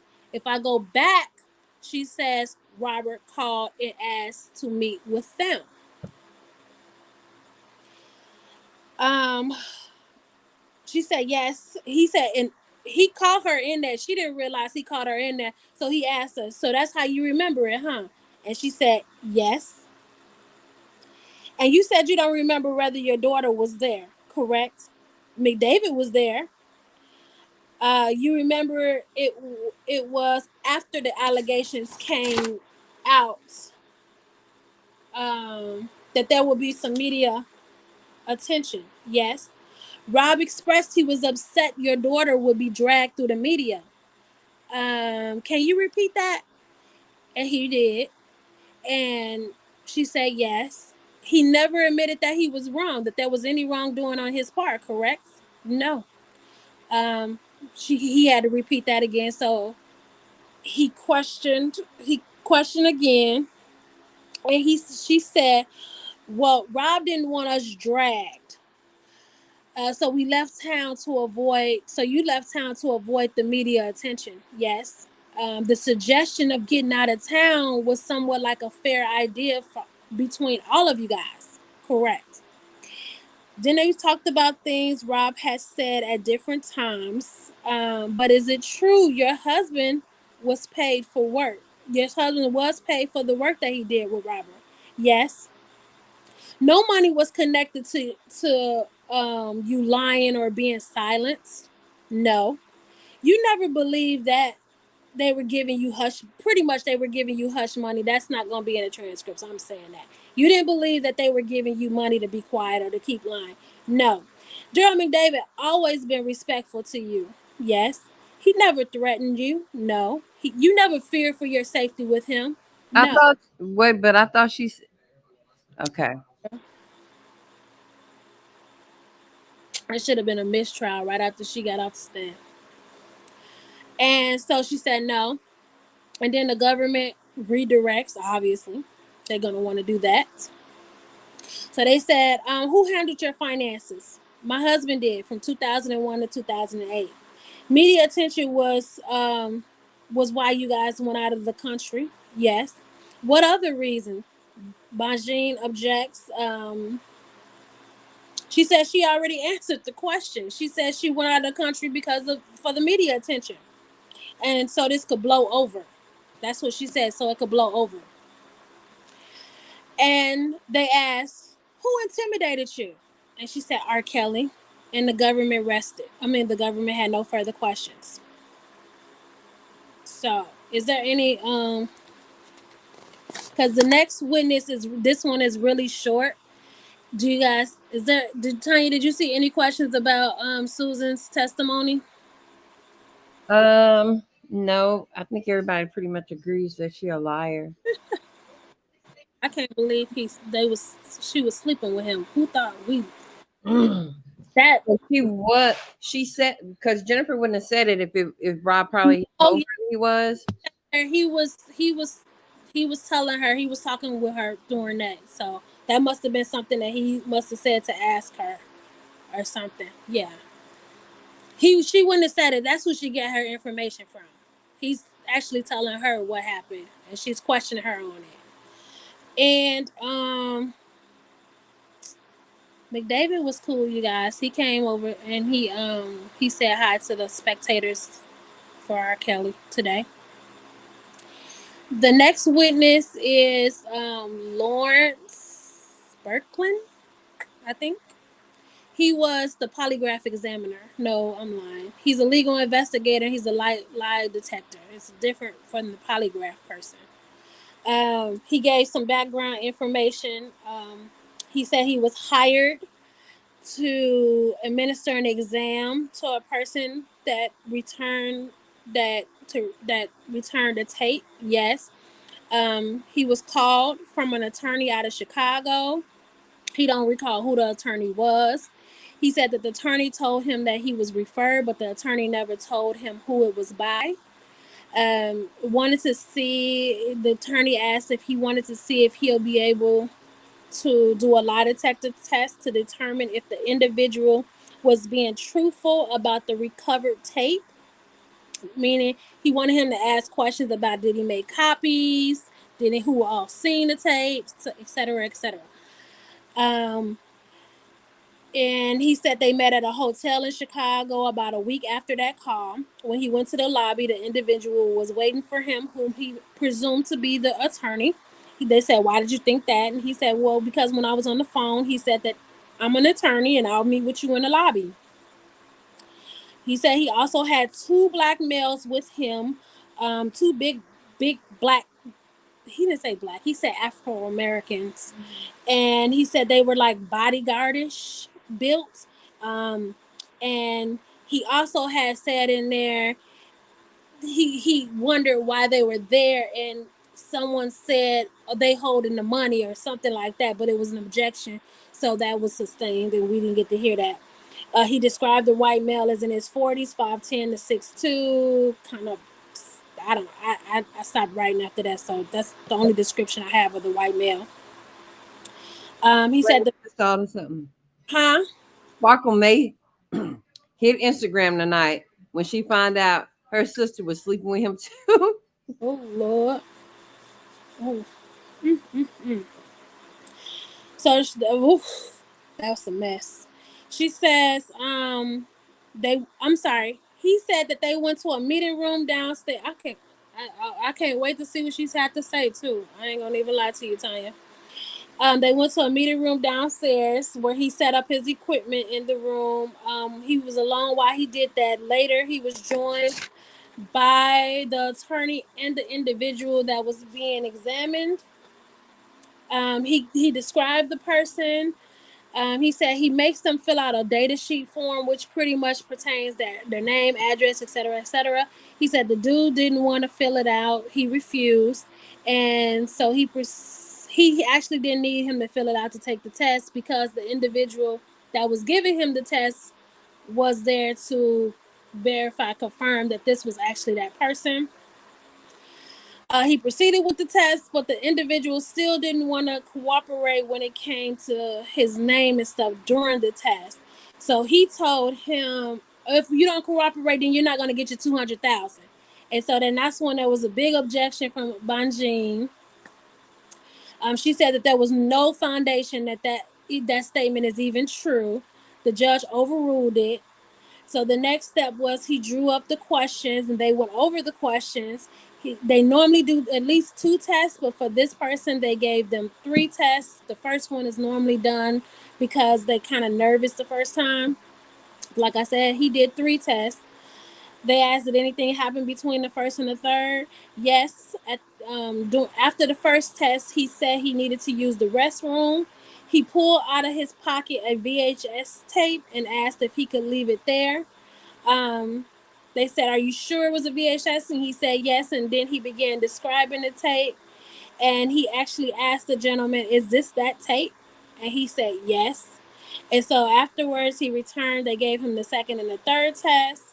Then they told him he could wait in the hallway.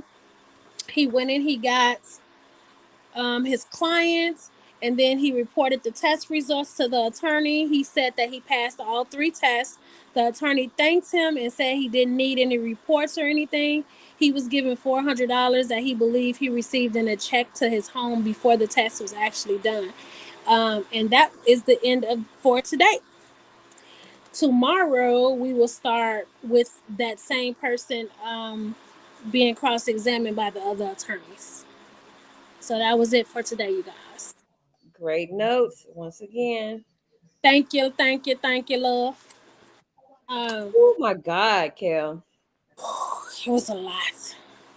It was a lot. It was a lot. So he was sleeping with mm, a whole mess. It's just crazy, right? Yeah. Uh,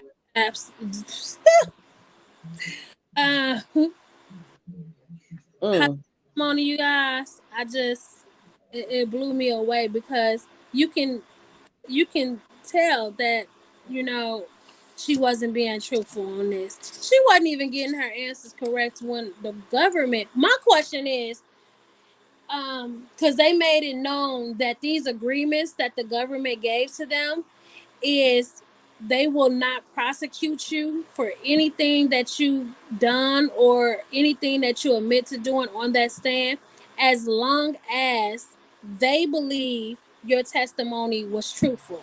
So at some point, if something you said, if they feel worked for the defense, I wonder, are they gonna come back and try to withdraw or So do you remember in New York when those male those John Doe, one of the John Does testified and he was getting some type of immunity or deal or something from the government? yes. And I think his one of the I think it was if he told the truth according to the government what they wanted to hear basically. Yeah, how it all goes. Yeah. Yeah, but It felt like he was not. will we know if they turn around and decide, oh well, you didn't say this or you didn't do this, so we taking it back, because she contradicted herself a lot in that, and we got to remember some of his charges is related to obstruction.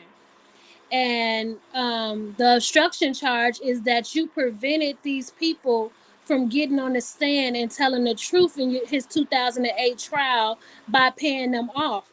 Her last statement, her last But she said that she wasn't being paid off to be quiet. that money she thought was being paid to her to keep lying or being deceitful. She said none of that money was for that. That's just what I just said. Right. So where is the case? And that's what I'm saying. With her saying that, does that now take away her immunity deal? I don't know, but I think also the obstruction was from those paying those guys. And what's her name? Um, Lisa Van Allen. I thought the charges for that was receiving um Child porn. pornography from them. Okay, Yeah, yeah. From them, it was for that. The obstruction was related to her, Jane, yeah, and and the parents. she just got on the stand and basically said that none of those payments was for that tape. Exactly. Them cooperating or for them to lie to the grand jury. Mm, And what's the trial about? mm. If you get on the stand and say that, so are they going to take away her immunity there? I don't know. That's crazy. I think the jury is gonna see bullshit. Anybody that was sitting in that courtroom, I think you could have. They could have been your first day there, and you wouldn't if you didn't know not a single thing about what the trial was about, who was on trial. If you didn't know nothing about it, once you heard that testimony, you're gonna say, "Oh, she wasn't being honest. She was not being honest." And I'm sure the jury noticed. Jennifer actually called her out and told her, "You're being misleading right now. You're literally being misleading." She called her out on it. Um, I will get Zelle. I did see that. I sure will eventually. I don't know how to set all that stuff up. Her Um, daughter said she didn't get you know settlement what? money. No, I'm sorry. What's that, Tanya? Jane said she didn't get settlement money either. Yeah. So that's why I'm so confused. I said that Nova. This trial right here is going to help with his appeal because it's related. Matter of fact, I think if this trial had a went first, I really believe New York would have never happened. So I think they kind of knew what they were doing when they did New York first and then Chicago. I think that was kind of a strategy because they knew he would be convicted there. But if they had to listen to this and the transcripts from this trial was brought into New York, then it probably would have been an acquittal in New York. So I think he's gonna get that. In my opinion, if this is used on the appeal, yeah, I agree. It's gonna help a lot.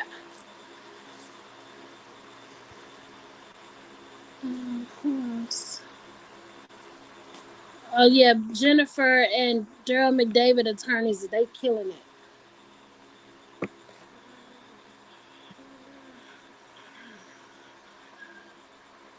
Oh, he was looking straight ahead. Oh no, you know what? He looked into the specters. He looked over there at all of everybody that came. He had a lot of family out today, so he was looking over there a lot today. He looks good because I think he could tell today was a win in his favor. He finally got a win, y'all. Um, if this man did all this to their daughter, but they going to his concert, something not adding up. Yep, that's exactly what they said for 20 years. Um, God, okay. Answer that. Answer that.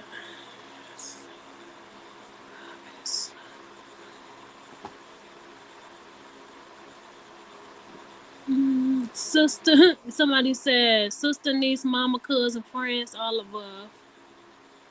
The fish, them all. Anybody got any questions from Friday? I know a lot of people did their commentary on it. I didn't go live on Friday, but I said if anybody still has some questions on what happened, I can answer. Um, I can answer some questions about that since I'm done so soon. They said he had family there today. He had his he had uncles, auntie. Yes. That's good. Thank you so much, Daddy. Okay, I got that. It was. Let me know if you see a question. I'm gonna look through my notes to see if there's something from Friday that I wanted to talk about. Know everybody knows what happened. Mm.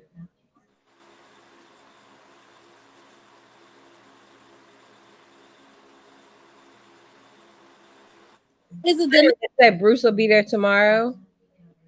who? Bruce. Oh, I don't know. That's what Daddy Lotto said. Lo, you said, and I should have known better. Where he at? He said that who he said was gonna testify? He said Jim Derogatis was gonna testify, but Jim Derogatis is actually subpoenaed by the defense, so he won't be coming up until the defense starts. Right now, the government is still questioning all of their witnesses. So once they done and they rest their case, and then the defense come up, then that's when we're gonna hear from Jim Derogatis. That's what I thought. I thought McDavid people, somebody subpoenaed him. David McDavid, what's his name? McDavid's attorney subpoenaed him. How was looking when they talked about the money they stole. They didn't steal the money. The whole point was the money was being transferred from the accounts and paid out to these particular people because they were cashing it out and they were giving it to Rob in cash. Yeah. McDavid gave him a loan towards something, so he was paying it back. Back, yeah.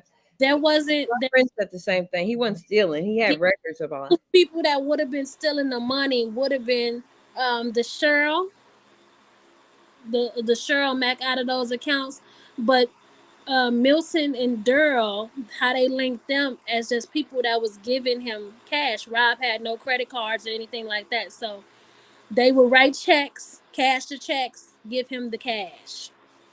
And one of them was actually for when he went to Africa.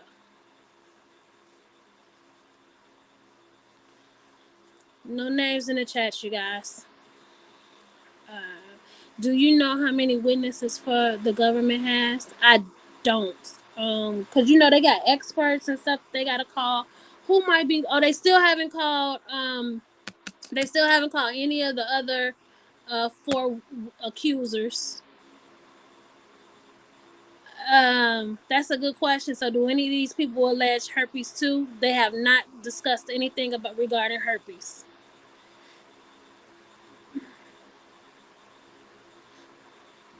Mm. Remember the birthdays that I gave you guys for the minors. They all older than Jane.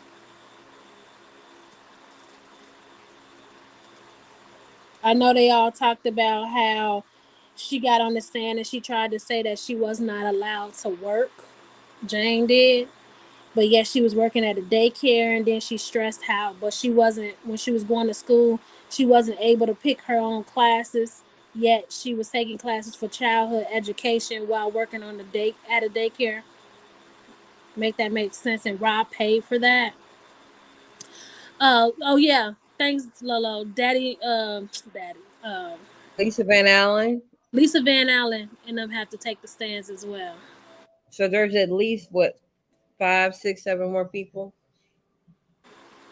I'm not gonna say Sparkle. I was talking to some other people, but see, I could be wrong because I didn't think that Jane was gonna testify that fast either. But my reasons for thinking that Sparkle will not testify is because her testimony will have to benefit either the government or the defense. If she testifies for the government and comes out and says, well, Rob did all of this and did all of that, then she's going to turn around and be cross-examined by the defense She'll say her niece lied. at her niece and her sister said. So then she's going to shoot down the credibility of the government's own witnesses. So she wouldn't benefit them in that aspect. And then if you get her to be a defense witness, the government is going to ask her about her what actually happened and bringing her to it. I just don't see it benefiting him to have her come in and testify or for them to subpoena her on his behalf, if that makes sense. um I think they already pretty much kind of hurt their credibility, so I don't see no reason. I don't see why the government would bring in somebody that's going to pretty much debunk everything that they witness has been saying since they got on the stand. That wouldn't make sense. I'm not sure these other minors are going to be beneficial either. And then Drea, Mm-mm. I don't think so. She probably will be that one that attain attorney and then plead the fifth on everything just because she's not gonna want her testimony out there like that, and she's gonna have to testify to actually now mind you, this is supposed to be her goddaughter, and this tape was from what year? What year was this tape? In the 90s. We're just gonna say in the 90s. So you're gonna get understanding. You're gonna testify None or something like that. after your husband was accused, indicted of sleeping with a minor. You actually still brought this minor into your home and you slept with her as well. So if Drea is subpoenaed, she probably will plead the fifth. Because in my opinion, that's the only reason why she jumped on the bandwagon and started accusing him. And this is just my opinion, y'all, of why she started accusing him of doing the things that he was doing is because it will take away the parts that she Yes. finished. She Mm-hmm. put herself out there to look like a victim as well. So She she tried to get ahead of it before it came out, in my opinion. somebody smart got in her ear and they told her, "Oh, this stuff is finna happen. This is what you better do. You better jump on board." That was her reason for doing part one of Surviving R. Kelly, but not part two. And then that's just my opinion. Um,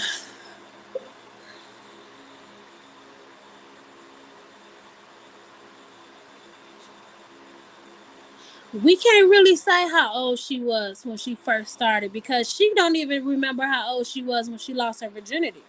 I think she said 15, but then they saying the tape was made when she was 14. So I don't know. Is that right? She said she was 15 when she lost her virginity. Yep. Um, She said they started messing around and fondling at 14, and they actually had intercourse at 15. their relationship wasn't centered around a scandal.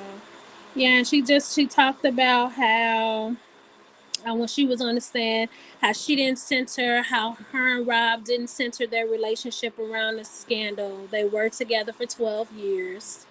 They tried to focus on other things. Um,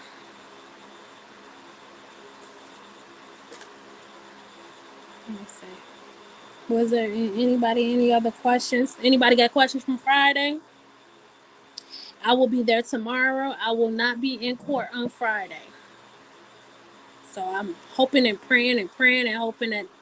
Oh, I told Lolo to take the notes for me on Friday. Uh-uh. You say I'm Why? just kidding. Lolo can take some notes. Lola, we ain't heard your notes when Dottie was gone.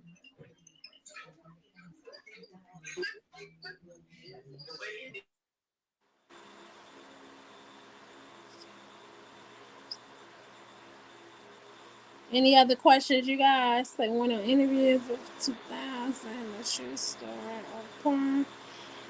I just realized I like how when Jane did testify, she kept out the fact that when they interviewed her, she said they interviewed us in December of 2000 in a shoe store at Oak Park, but she failed to mention that it was a shoe store that her family owned. And then you guys remember they keep using the fact that he kept working for them because the father kept working for Rob because they had no income, no income. But they testified they had businesses. The wife was working, and they testified that he was actually successful before he actually joined with Rob. A quick question. So if he's credited on any of Rob's album, he's getting royalties. Royalties, And correct? she's She's getting them. Yeah, she's getting royalties. and then also I want to say this too. Jane testified that the government. She said, well, they asked her, well, how much money is the government giving you money or anything like that? And she said, no, they don't do that. They don't just give you money. Well, benefits. You were given benefits. And she said, yes, I was given benefits. And they asked her, well, what benefits were you given? Well, I was given a Section 8. I know you guys know that. And she said, they sent her on a trip to Florida at one point to get her out of the spotlight and stuff when it was just becoming too much. She said she feared for her son's safety, but she said the reason they gave her the Section 8 was so that her son could be safe, because she said she was not working at that time, so they helped her. Um, so they were helping her out. Why can't I put this person in time? So My what does Section 8 have to do with safety? No. Hold on one second, time. But Okay. my thing is, she says that she was not working, and they were helping her out, and they were helping to get her a place to live. But if you go back to the text messages between her and Agent Angel, well, the state's attorney Angel Call, is that how you say her last name?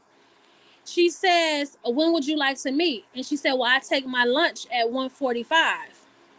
If you don't have a job, what are you taking a lunch She at? was working. You were obviously working. Did anybody see that? Yep. She said, I take my lunch. And then she also said, well, it'll be easier for me to meet at the Starbucks down the street from where my job is. Well, But maybe they helped her get a job, huh? You think? if they helped her get a job, then what she need the Section 8 for? She could pay rent. She got a job now. Yeah.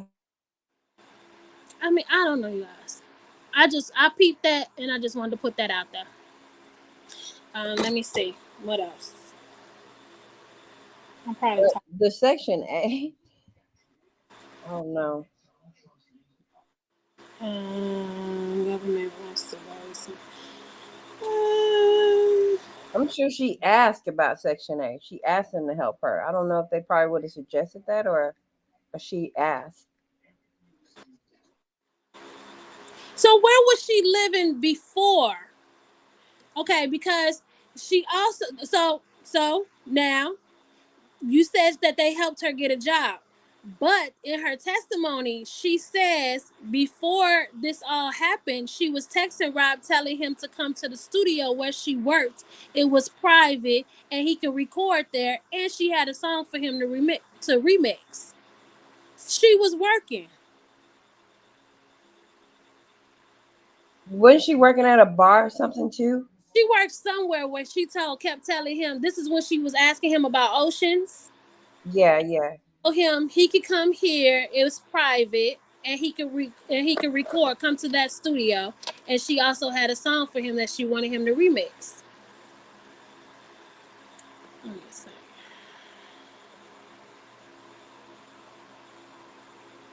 Do you think she was in contact with the no, she couldn't have been in contact with the government at that time. They were trying to contact her. That's why she kept telling him. Right after that, she kept telling him, "You need to get in contact with me." This was right after um she was telling him to this was right after Surviving R. Kelly had aired. I remember he went ghost on her. He said he had a breakdown.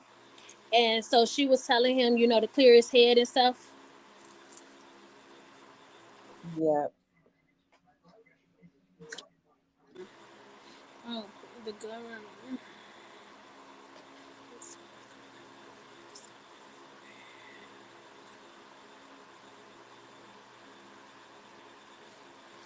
Let me see. Oh, they talking about the boyfriend right now in the chat. The baby daddy. Oh, James' baby daddy. Mm-hmm.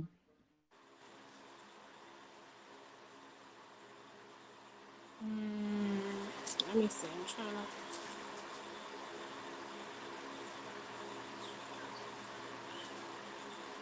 So, and then again, I want to say this. That too, I think they kind of set the what do you want to say? They kind of set the. Oh, I got a brain for you guys. In their opening statements, for that $200,000 payment. Okay, so the lie detector person testified that he told the guy, "Oh, you won't get your $200,000."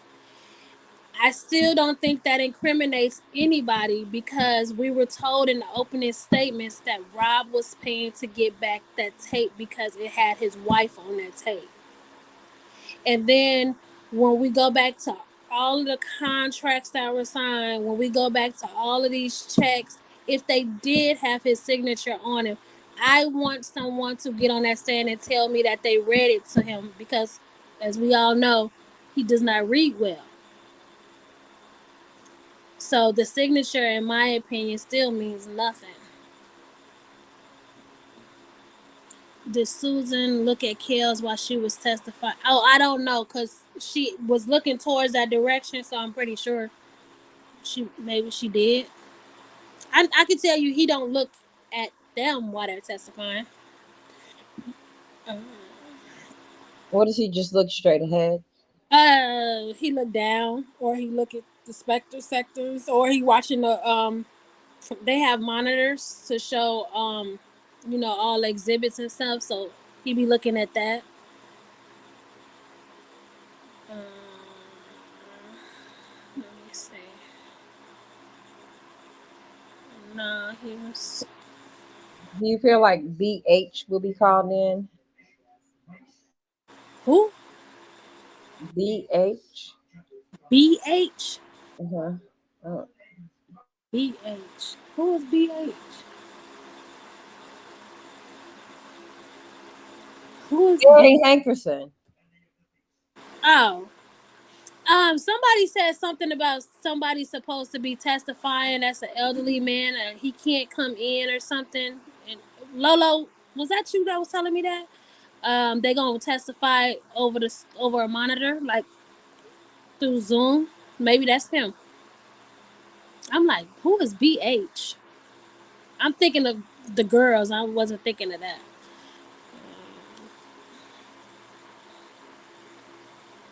Well, if he come in and testify, what exactly would he be testifying to? Oh, they did say. So they have. I know one of the witnesses. I think I said this in my Wednesday video. One of the witnesses will be a female for the defense that is going to state that she was paid money by Demetrius to basically exploit Rob, and the money that she was paid was given to Demetrius by Barry Hankerson. So they said that in the opening statements. Um, so I don't know if the government bring him in to.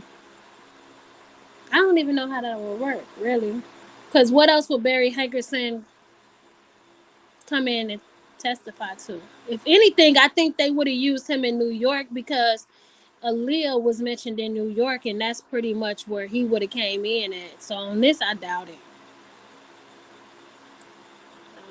Okay, so but the mom too, she waited until Greg passed and she forgot about Greg in the beginning of her testimony. I wonder if the mom and dad were estranged. Um, Sincerely, Bree, what do you mean? She forgot about him. Well, because when she was talking about all the musicians and the successful people, she didn't name him. They had to remind her about her husband. When they was talking about the successful people, Musicians. they was the ones he worked with. So basically, No, I think they were talking about in her family because she mentioned her son. And oh, that's what you mean. Yeah, yeah, yeah. She did not mention, but I think she was thinking on the lines of who sings. Because she was like, well, my sister sings, my daughter sings, oh, and I sing too. but she mentioned her son too. No, she didn't. She mentioned her son working for Chance the Rapper. And then that's when uh she mentioned her son when she was talking about Chance the Rapper, and then that's when Jennifer told her, "Hold on, you being misleading, because I asked you if he worked. Your husband worked for Chance the Rapper." And she said, "Well, he did too." And she said, "Well, that's what you should have said. He did. I'm not asking you about your son for the most part." So she didn't even mention her son actually as one of the people that was into music in the beginning. She just said her sister, her her daughter, and her husband. They had to tell her husband. So yeah. Yeah. Let me see. Any other questions? Okay, I think the witness that will testify via teleconference will be the bus driver. Oh, he's sick. He's not in Chicago. The bus driver. What would the bus driver testify to? What would be his role?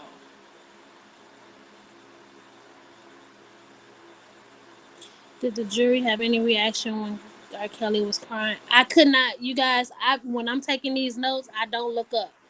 The only reason I even know about Rob's reaction when she was testifying is because I had my niece with me today, and she told me, and I heard others saying it too. So I don't know. And she said.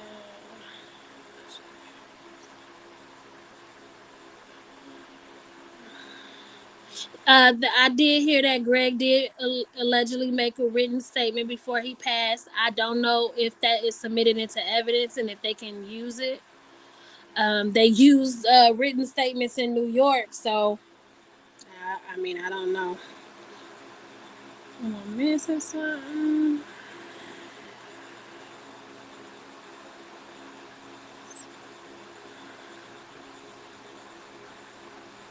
She's the trial and error said breach.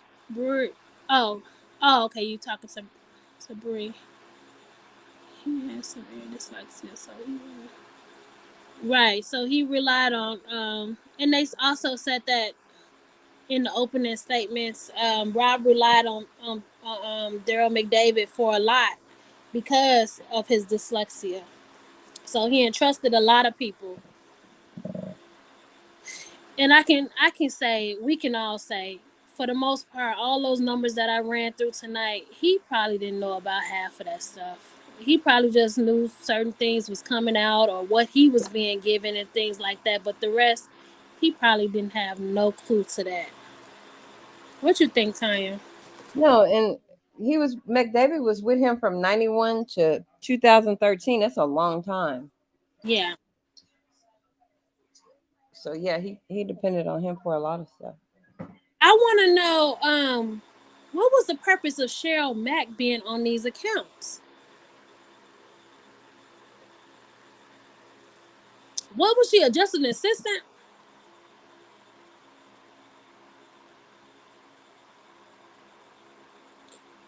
Hey, Marshall.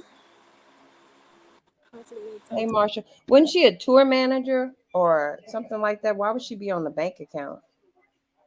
She was on there with Linda Minch. And just so y'all know, if y'all missed that part, Linda Minch, some of them payments that went to Jane and to the parents came from Linda Minch's the account that she was the signatory on.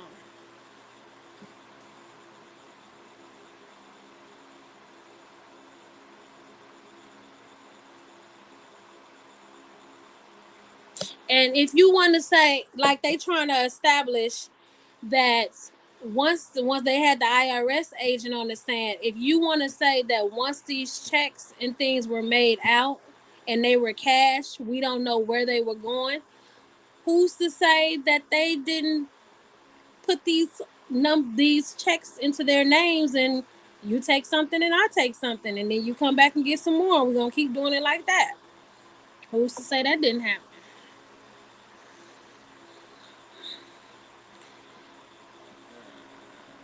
Who was the child support for? I don't know what.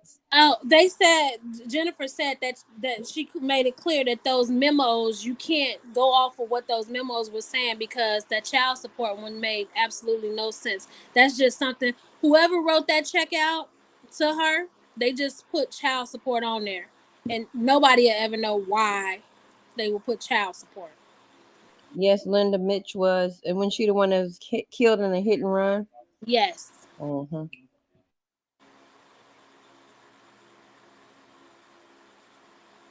yes, Keith Morrell was. He was also. What did I say about him? Keith Morrell, he was one of the people that they mentioned that caught the flight out with somebody named Patricia Luster back in April.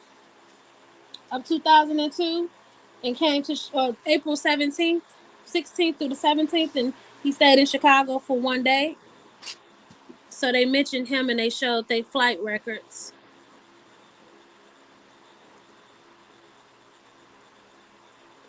They never mentioned anything about Jane being pregnant by Rob or got pregnant.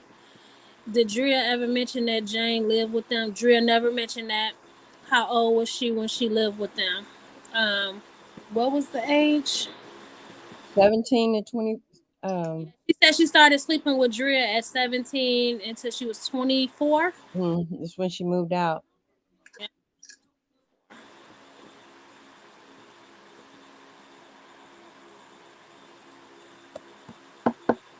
I just don't understand me as a, even if I was into that type of thing, if this is a child, a person that used to babysit my kids, I don't see myself, to each his own.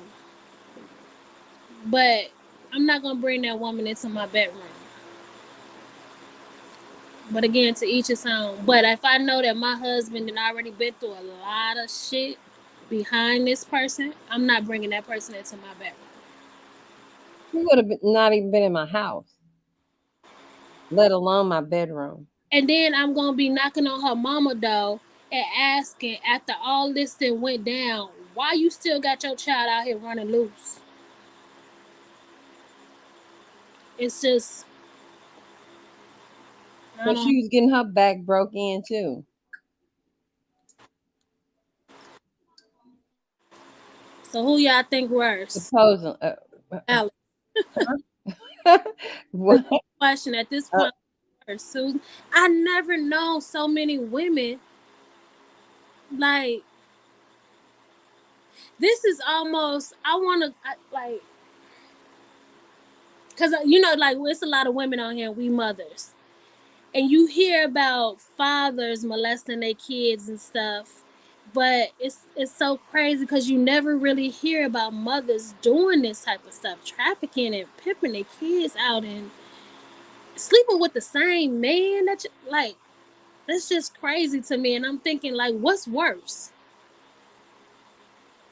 I think they all got It's a mental problem. crazy. I don't understand that. Money is the root to all evil. Sometimes you attract certain type of people in your life. Um, I did hear that sex tape. I absolutely did. We didn't get to see it, but I heard it. I'm sorry, Tanya. you heard it. Yeah, we heard it, and in my opinion, it sounded like foreplay. I mean, not foreplay. It sounded like role play. It sounded like a lot of role play. You hear a lot more of her than you hear of him. Um, I hear a lot more of her giving instructions than I hear him. But because her voice, it was almost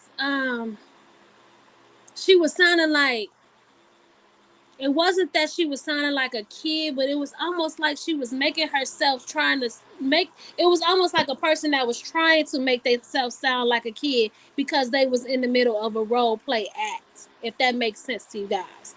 Mm-hmm. She sounded like Mickey Mouse or something to me.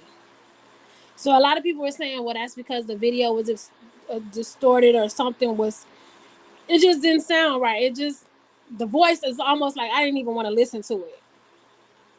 It was like she was acting. She didn't sound like that on the stand, and she's very soft spoken, but she did not sound like that whatsoever on the stand. So I feel, in my opinion, it sounds like it really sounds like they was role playing, and being that them accusers testified that there was a lot of role play that he did in New York, I'm assuming that that was a part of a role play.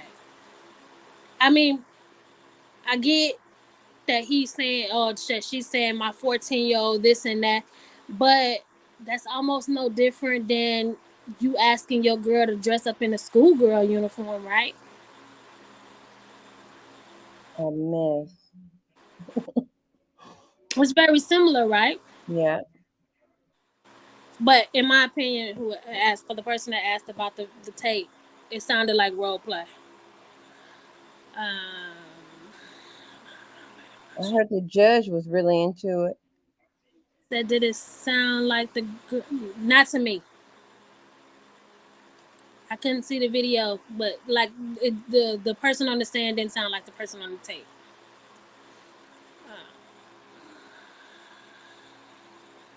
So what if it's not her on the tape, actually? I guess we won't never know because she's saying that it is her on the tape. And so unless they got somebody else to say.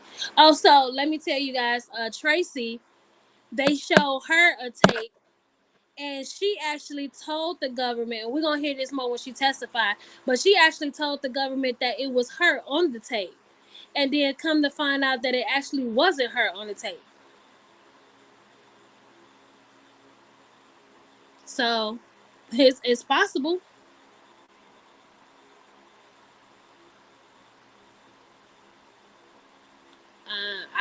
Michelle, I don't know if she did or not. I can't say matter of factly because that wasn't mentioned in court, so I don't know if she did. Let's start scanning that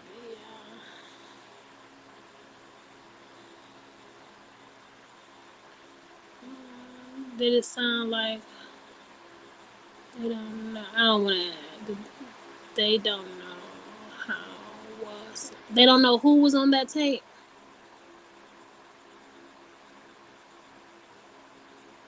I know I don't because I didn't see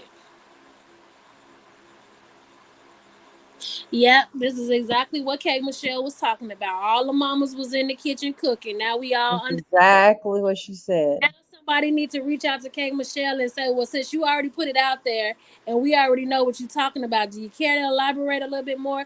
That's probably somebody who they should be subpoenaing and bringing into court. That would be a good person to bring in. But she sure said they was in the kitchen cooking. She would be able to debunk that mother saying that she had no idea that there was a relationship between Rob, even after DCFS came to her and accused her of allowing the relationship to happen. She still testified under oath that she had no idea that there was a relationship taking place. So between that and if Kay Michelle testified to what you just said, oh yeah, that'll shut all this down.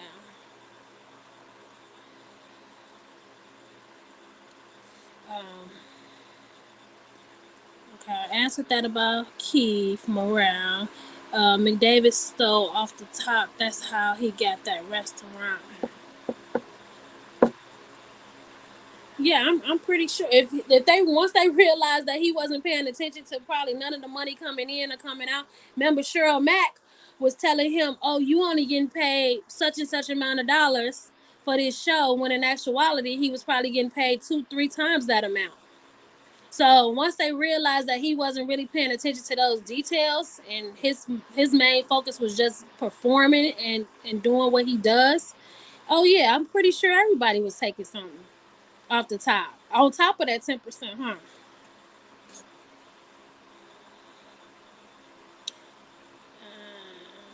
All right, y'all. I'm finna show y'all my niece.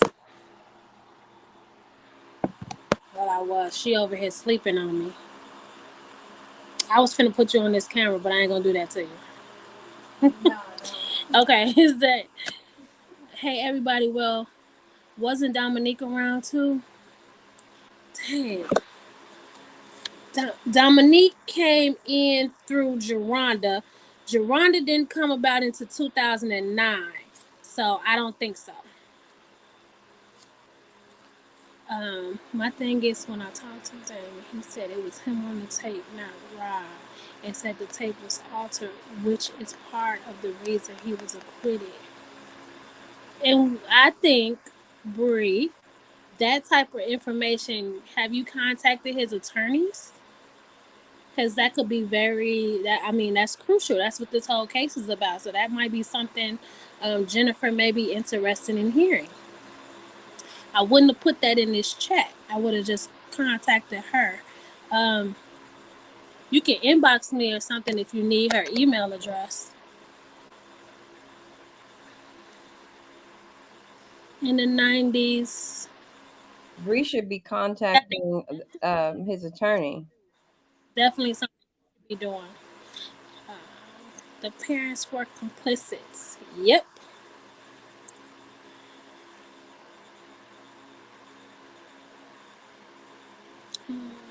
And everybody don't. If you got something, don't send it Jennifer because it's in the middle of the trial. So really, you just want to. If you got something that's in, like what she's saying, that's that of importance, is the only time I would inbox her. I mean, email her anything. He kept my number. Okay.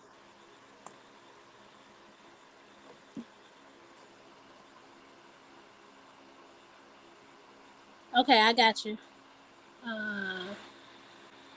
I can. Where you talk to him? Wow. Did you see her comment? Yep.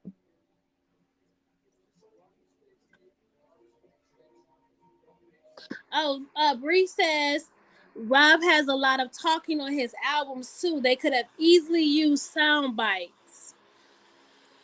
Let me see. What did he say? I'm just gonna tell y'all like this. Uh, it was I strongly feel it was role play because in the audio, this is just because I didn't put it in my notes. I wasn't gonna discuss that part, but he said something like, turn around this way, I'm gonna spank you really hard on your ass. Ain't that some shit you would say during role play? Yeah, yeah, but I don't want nobody spanking me. He said we gonna spank you really hard. Is that Yeah, the beating she was talking he about? move up or turn back around, or he's gonna spank her on her ass really hard. Mm, a mess. Okay, Miss K. I'm Duddy. I mean, when she was reconnected with him as an adult in 2010. Okay, what was the first question? I missed. Has everybody? Oh, yeah. So, dang, that is true. So, Tanya, if she was at the house in 2010 and Geronda and them was coming up, well, Geronda did testify that she seen her at a party. That was the party where she had to leave to go get the shoes from the. I think that's the party she's. No, that wasn't the party. She had to leave to go get the shoes from her uncle's house. She's asking, wasn't Dominique around in 2010?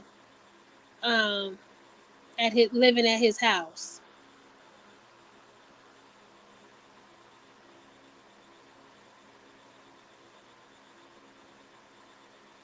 Yeah, she would have had to be because she came around 2009. That's when Geronda came into the picture. She introduced her. So that's why they shouldn't be doing. Okay, let me tell. So was the mama Dominique's mom was messing with a bodyguard? That's how Dominique got around. No, I thought Dominique was Geronda. I thought her and Geronda were a couple or messing whatever, and she brought Dominique to the house. When Mm-hmm. Dominique stayed, and Geronda started messing with Dominique's cousin, who who is her husband today, right? I don't know. The Yeah, white guy? for a long time, huh? Who? Dominique? Dominique's cousin is Geronda's husband, Mm. but they had a relationship first. Hmm. Suburban girl, who is Josh Audio? Where do I find it? Yep, yep. Everyday Gemini said she was around for 9 years. They was trying to come up and be celebrities. A whole family that had talent. They was using that man. Yep.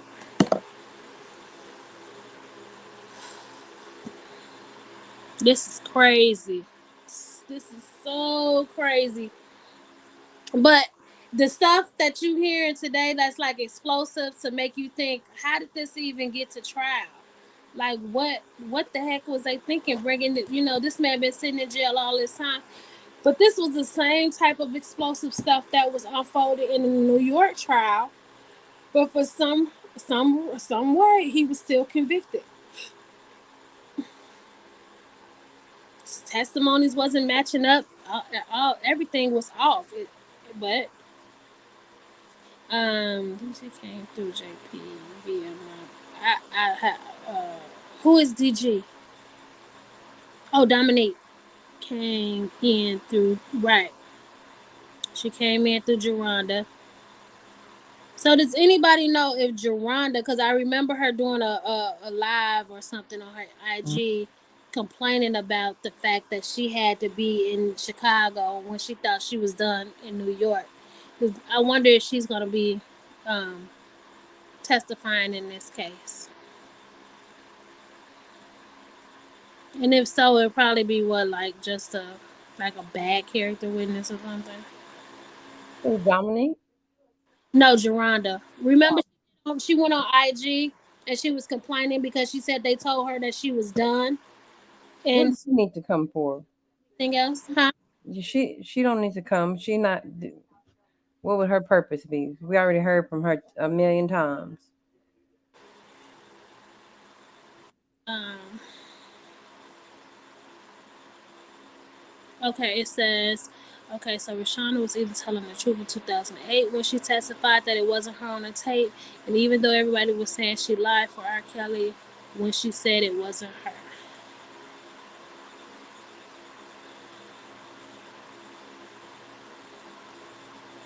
Um, she lying then or she lying now. But what we've established is that they all some liars.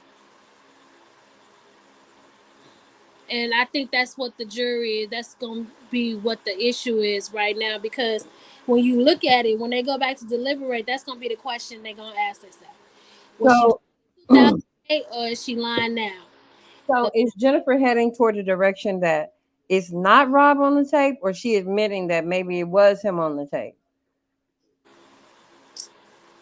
Let me see. I'm just going back over, I'm thinking to myself testimony. Um, I don't think that she has said that it's not him on the tape.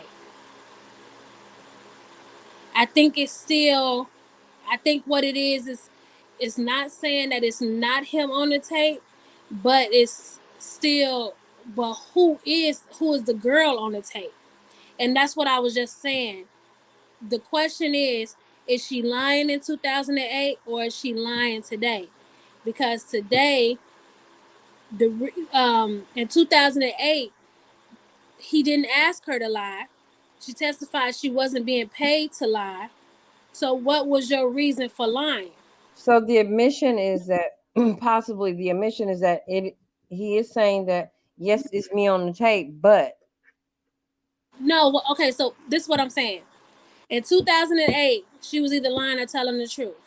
Their strategy is probably to say that she was telling the truth then, because what was her reason for lying? If he wasn't asking her to, if he wasn't paying you to, what would have been your reason for lying?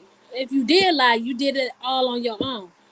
And then today, she's saying that, oh, I'm getting this deal from the government. They gave me Section 8. They giving me benefits. They helped me get a car. They helped me. They paid for me to go on trips with my family. So now, because you're not pimping him no more, you decided to pimp the government and turn on him and say what they want you to say. so That's what Jennifer pretty much saying. so they're not pretty much touching on the fact that or denying that it's him on the tape. They're denying that it's not her. It's not, that's, to be honest with you, that's not even the question. That's not even what he being charged with. Is it him on the tape or not? What he's being charged with is, did you pay these people to lie about being on the tape? So whether it's him or not, the question is, did you pay her and her family? Did you keep them away? Did you obstruct justice so that you would benefit by being acquitted of these charges? True. You're right. So That's what the charges that's are. what the charges are. It's not about who's on the tape, who's not. And then when it comes to Lisa Van Allen, the charge is, did you pay to receive pornography? Did you pay to receive these tapes back? And but they already stated in open statements what their defense is gonna be. If he did pay to receive some tapes back, it was because he was protecting his wife. And that didn't even come from Jennifer. That came from Daryl Mcdavid, attorney. Yeah. Mm-hmm. Okay. Based on what I read, she based on 2008, which question she testified in 2008 that it wasn't her. So really, she doesn't need immunity for this case. And you know what else I know? Just because of my daughter, you can say that the age of consent is, let's say 17, 18, whatever. So technically, my daughter will be 18 in September. Legally, she could be grown, but technically, I'm still legally responsible for her because she's still in high school. She's still a school age 18-year-old. So if she does something, I can still be charged with that. I'm still responsible for her. So if she was in, if you want to say Geronda, I mean not Geronda, Jane was living with him at 17. If she was still in high school, which nobody has brought that into question, the parents were still technically responsible for her. Yeah.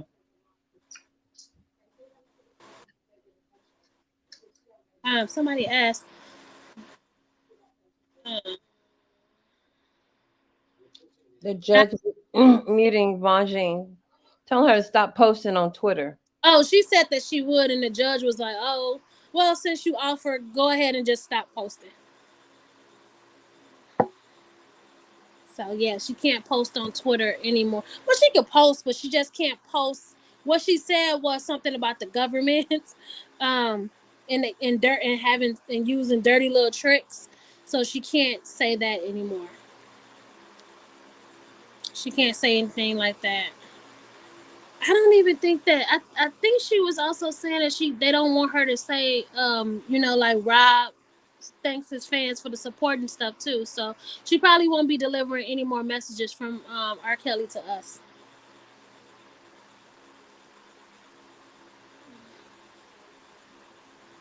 They say here in Alabama you're responsible for your children until 18 until 19. Yeah, it's different when they're still school age kids, because I know that's how it is for me. If my kids turn a legal age but they're still in school, I'm still responsible, meaning I still got to get up even though she's 18 and register her for school. I still got to make sure she in school. If she don't go to school, then they can come and lock me up. I can't say, oh, she 18. They not trying to hear that.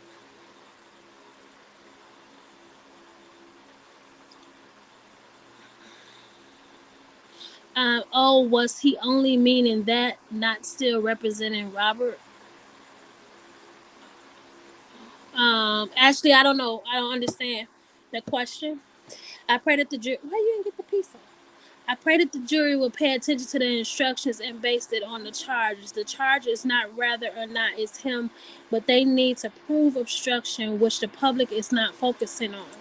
The public may not be focusing on it, but the jury is a different situation. And the jury of his peers is the only ones that can come back and convict him or acquit him. So we're focusing on what the jury is actually in there hearing. The public is not hearing everything that the jury is hearing. But remember, she's getting immunity for this case because she supposedly lied in 2008 when she testified that it wasn't her. But if y'all think that it's not her on the tape, then she didn't lie. And if she didn't lie, then that means there was no obstruction of justice. So exactly, Robert, there's no obstruction of justice charge. Um, what are your thoughts on most outlets focusing on info that isn't incriminating? Because they looking at her, they look at the accusers as alleged victims, and so just in case, I'm just my opinion, just in case the accusations or allegations could be true, they don't want to I want to say they don't want to put the victims out there like that, like they victim shaming. So that's probably why they're not putting out a lot of information. But I think if you really search, you'll find it because somebody's telling both sides. But if you just go to what's most popular and what's gonna keep popping up, you is gonna see that because that's that's just the most of what they're reporting. But I think if you really search, if they really want to know what's going on and they want to do their own research, I think you'll find both sides of what's happening.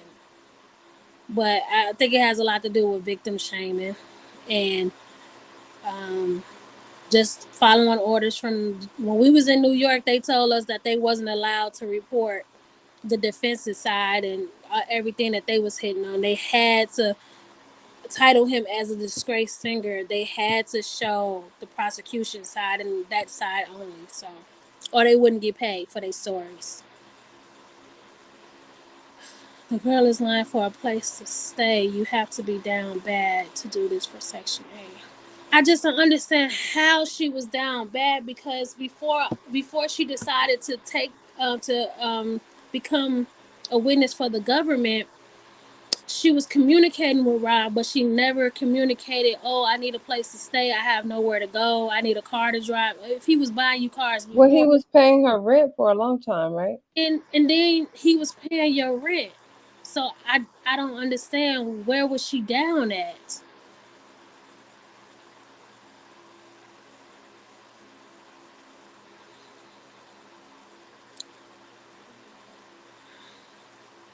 Uh, you know what?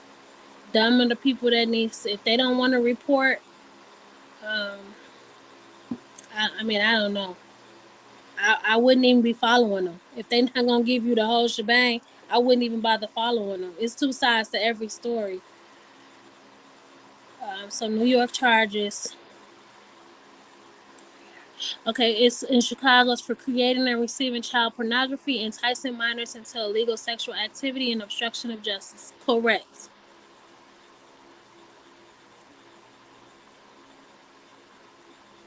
Yep. And I think Mcdavid is only he only got maybe one or two of those charges.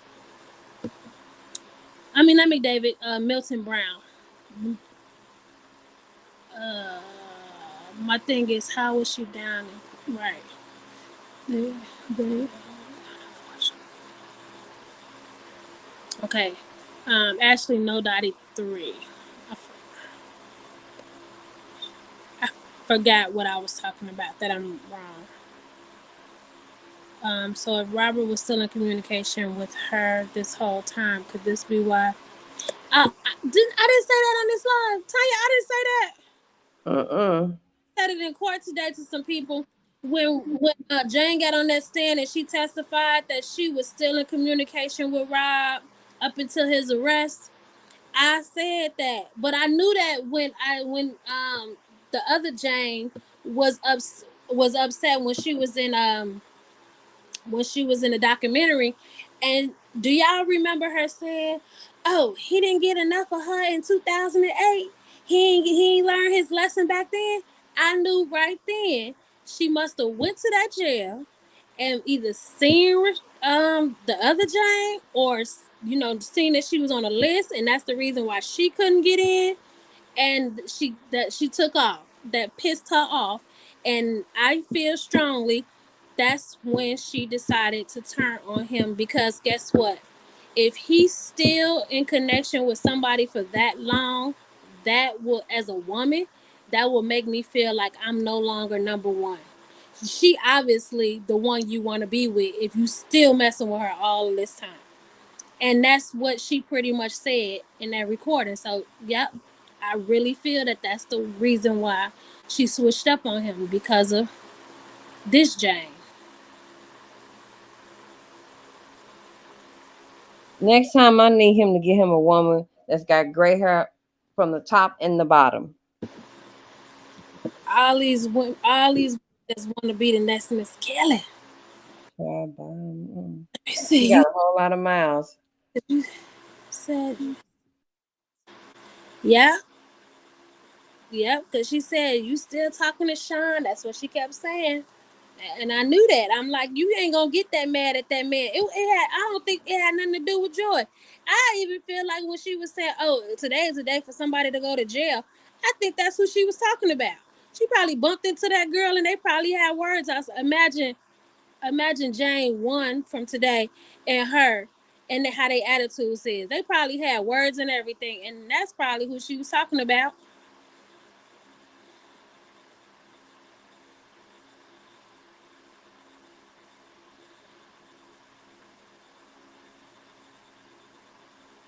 Okay, no. She's getting immunity now because she's testifying that it is her. She didn't get immunity in 2008 for saying that it isn't her. She's getting it today because she's testifying that she lied in 2008 saying that it wasn't her.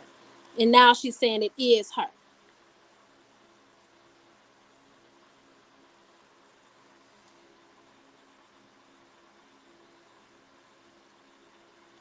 Um, I can't even say if I don't know because I don't know if she's hearing it. I don't know her state of mind. I don't know if discussions was already had before, we all found out about it. I can't really speak on that. I have no idea. In regards to the question about Joy. But if you saying that wasn't her on the tape, she didn't. I'm not saying it wasn't because I didn't see the tape. I said it didn't sound like her. It sounded like two people that were role playing. So I don't know who was on the tape. To me, it sounded like someone that was trying to sound like a younger person during a role play act.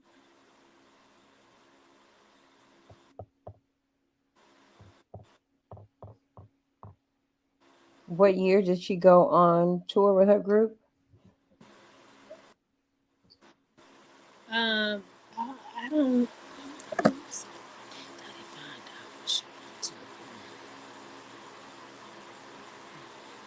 Let me see. That was the Germany tour, right? Is that what we're talking about?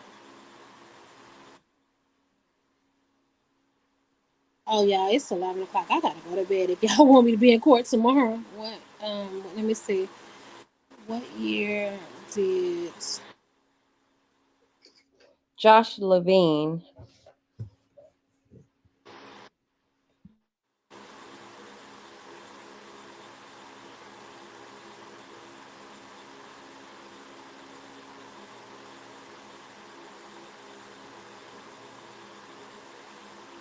I must not be spelling her name right.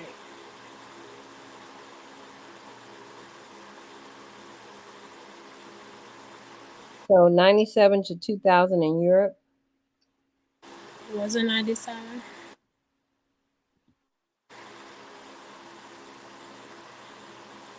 Oh, I don't know, you guys.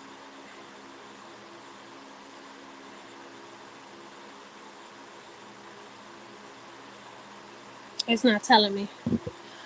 Okay. I thought the. Okay, I gotta wrap this up, you guys, because it's 11:30 where I'm 11:21 where I'm at, and I gotta if I want to be there and actually get into the courtroom, I gotta leave here at like 6 something in the morning. So I gotta get. Well, you better go to bed. Look, I didn't go to bed last night till 1 o'clock and had to get right back up at 5. I thought they Yeah, said you finished up that pina colada, so you should be able to sleep. it's water now. It ain't even pina colada no more. I know you would have been drunk. You would have been in your fifth glass. I didn't even see that. Who's Josh? Oh, she was. Wait, how? Okay, hold on. How was she on tour? Um, 97, 98, 99, 2000, 2000. Oh, it was 2002. She went to Cancun, right? And doesn't matter what we say. She's getting ready because she lied and died. Okay, I Right. read an article from Josh Levine. Just Google his name. Josh. I was somebody mentioned something about an audio. Is that the audio? I'm gonna put his name here so I can Google it.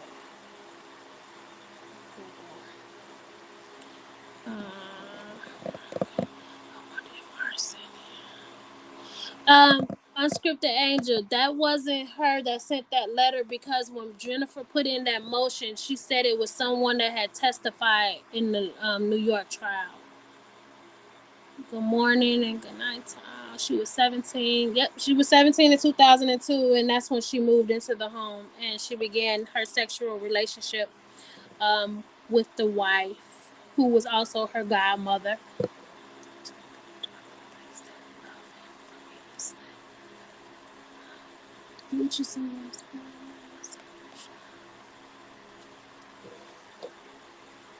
Yeah, but they also said the the tape that they have, they can't even be sure that that's the tape that was used in the 2008 trial because nobody bothered to go back and check the 2008 trial and see what tape that they had shown.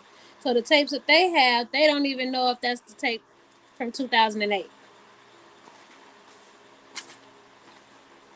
I think that came out in Friday's uh, hearing. All right, y'all. I gotta go. I gotta go. I gotta. Okay. Just message me. Let me see. Anything else?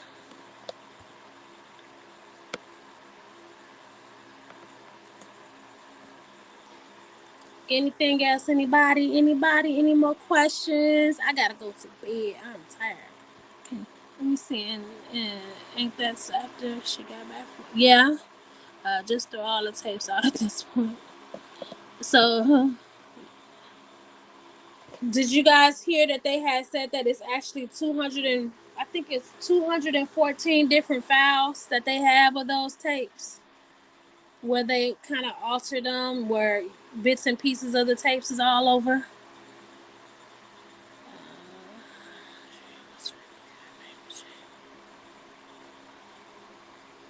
Oh, that's a good point. Somebody said maybe Jane is mad because Joy is the fiance.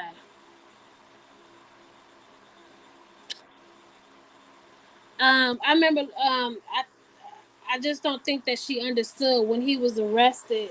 One of his bond conditions, the first time he was arrested, was to not to contact any of the people involved in the case and stuff. So when she was texting him and he wasn't responding, she took offense to that. I think that's why she mad. Uh, but again, it just shows that he's not asking anyone to do anything other than, if they come to you and they question you, then you say and do what you have to do. He's not telling you to do anything differently.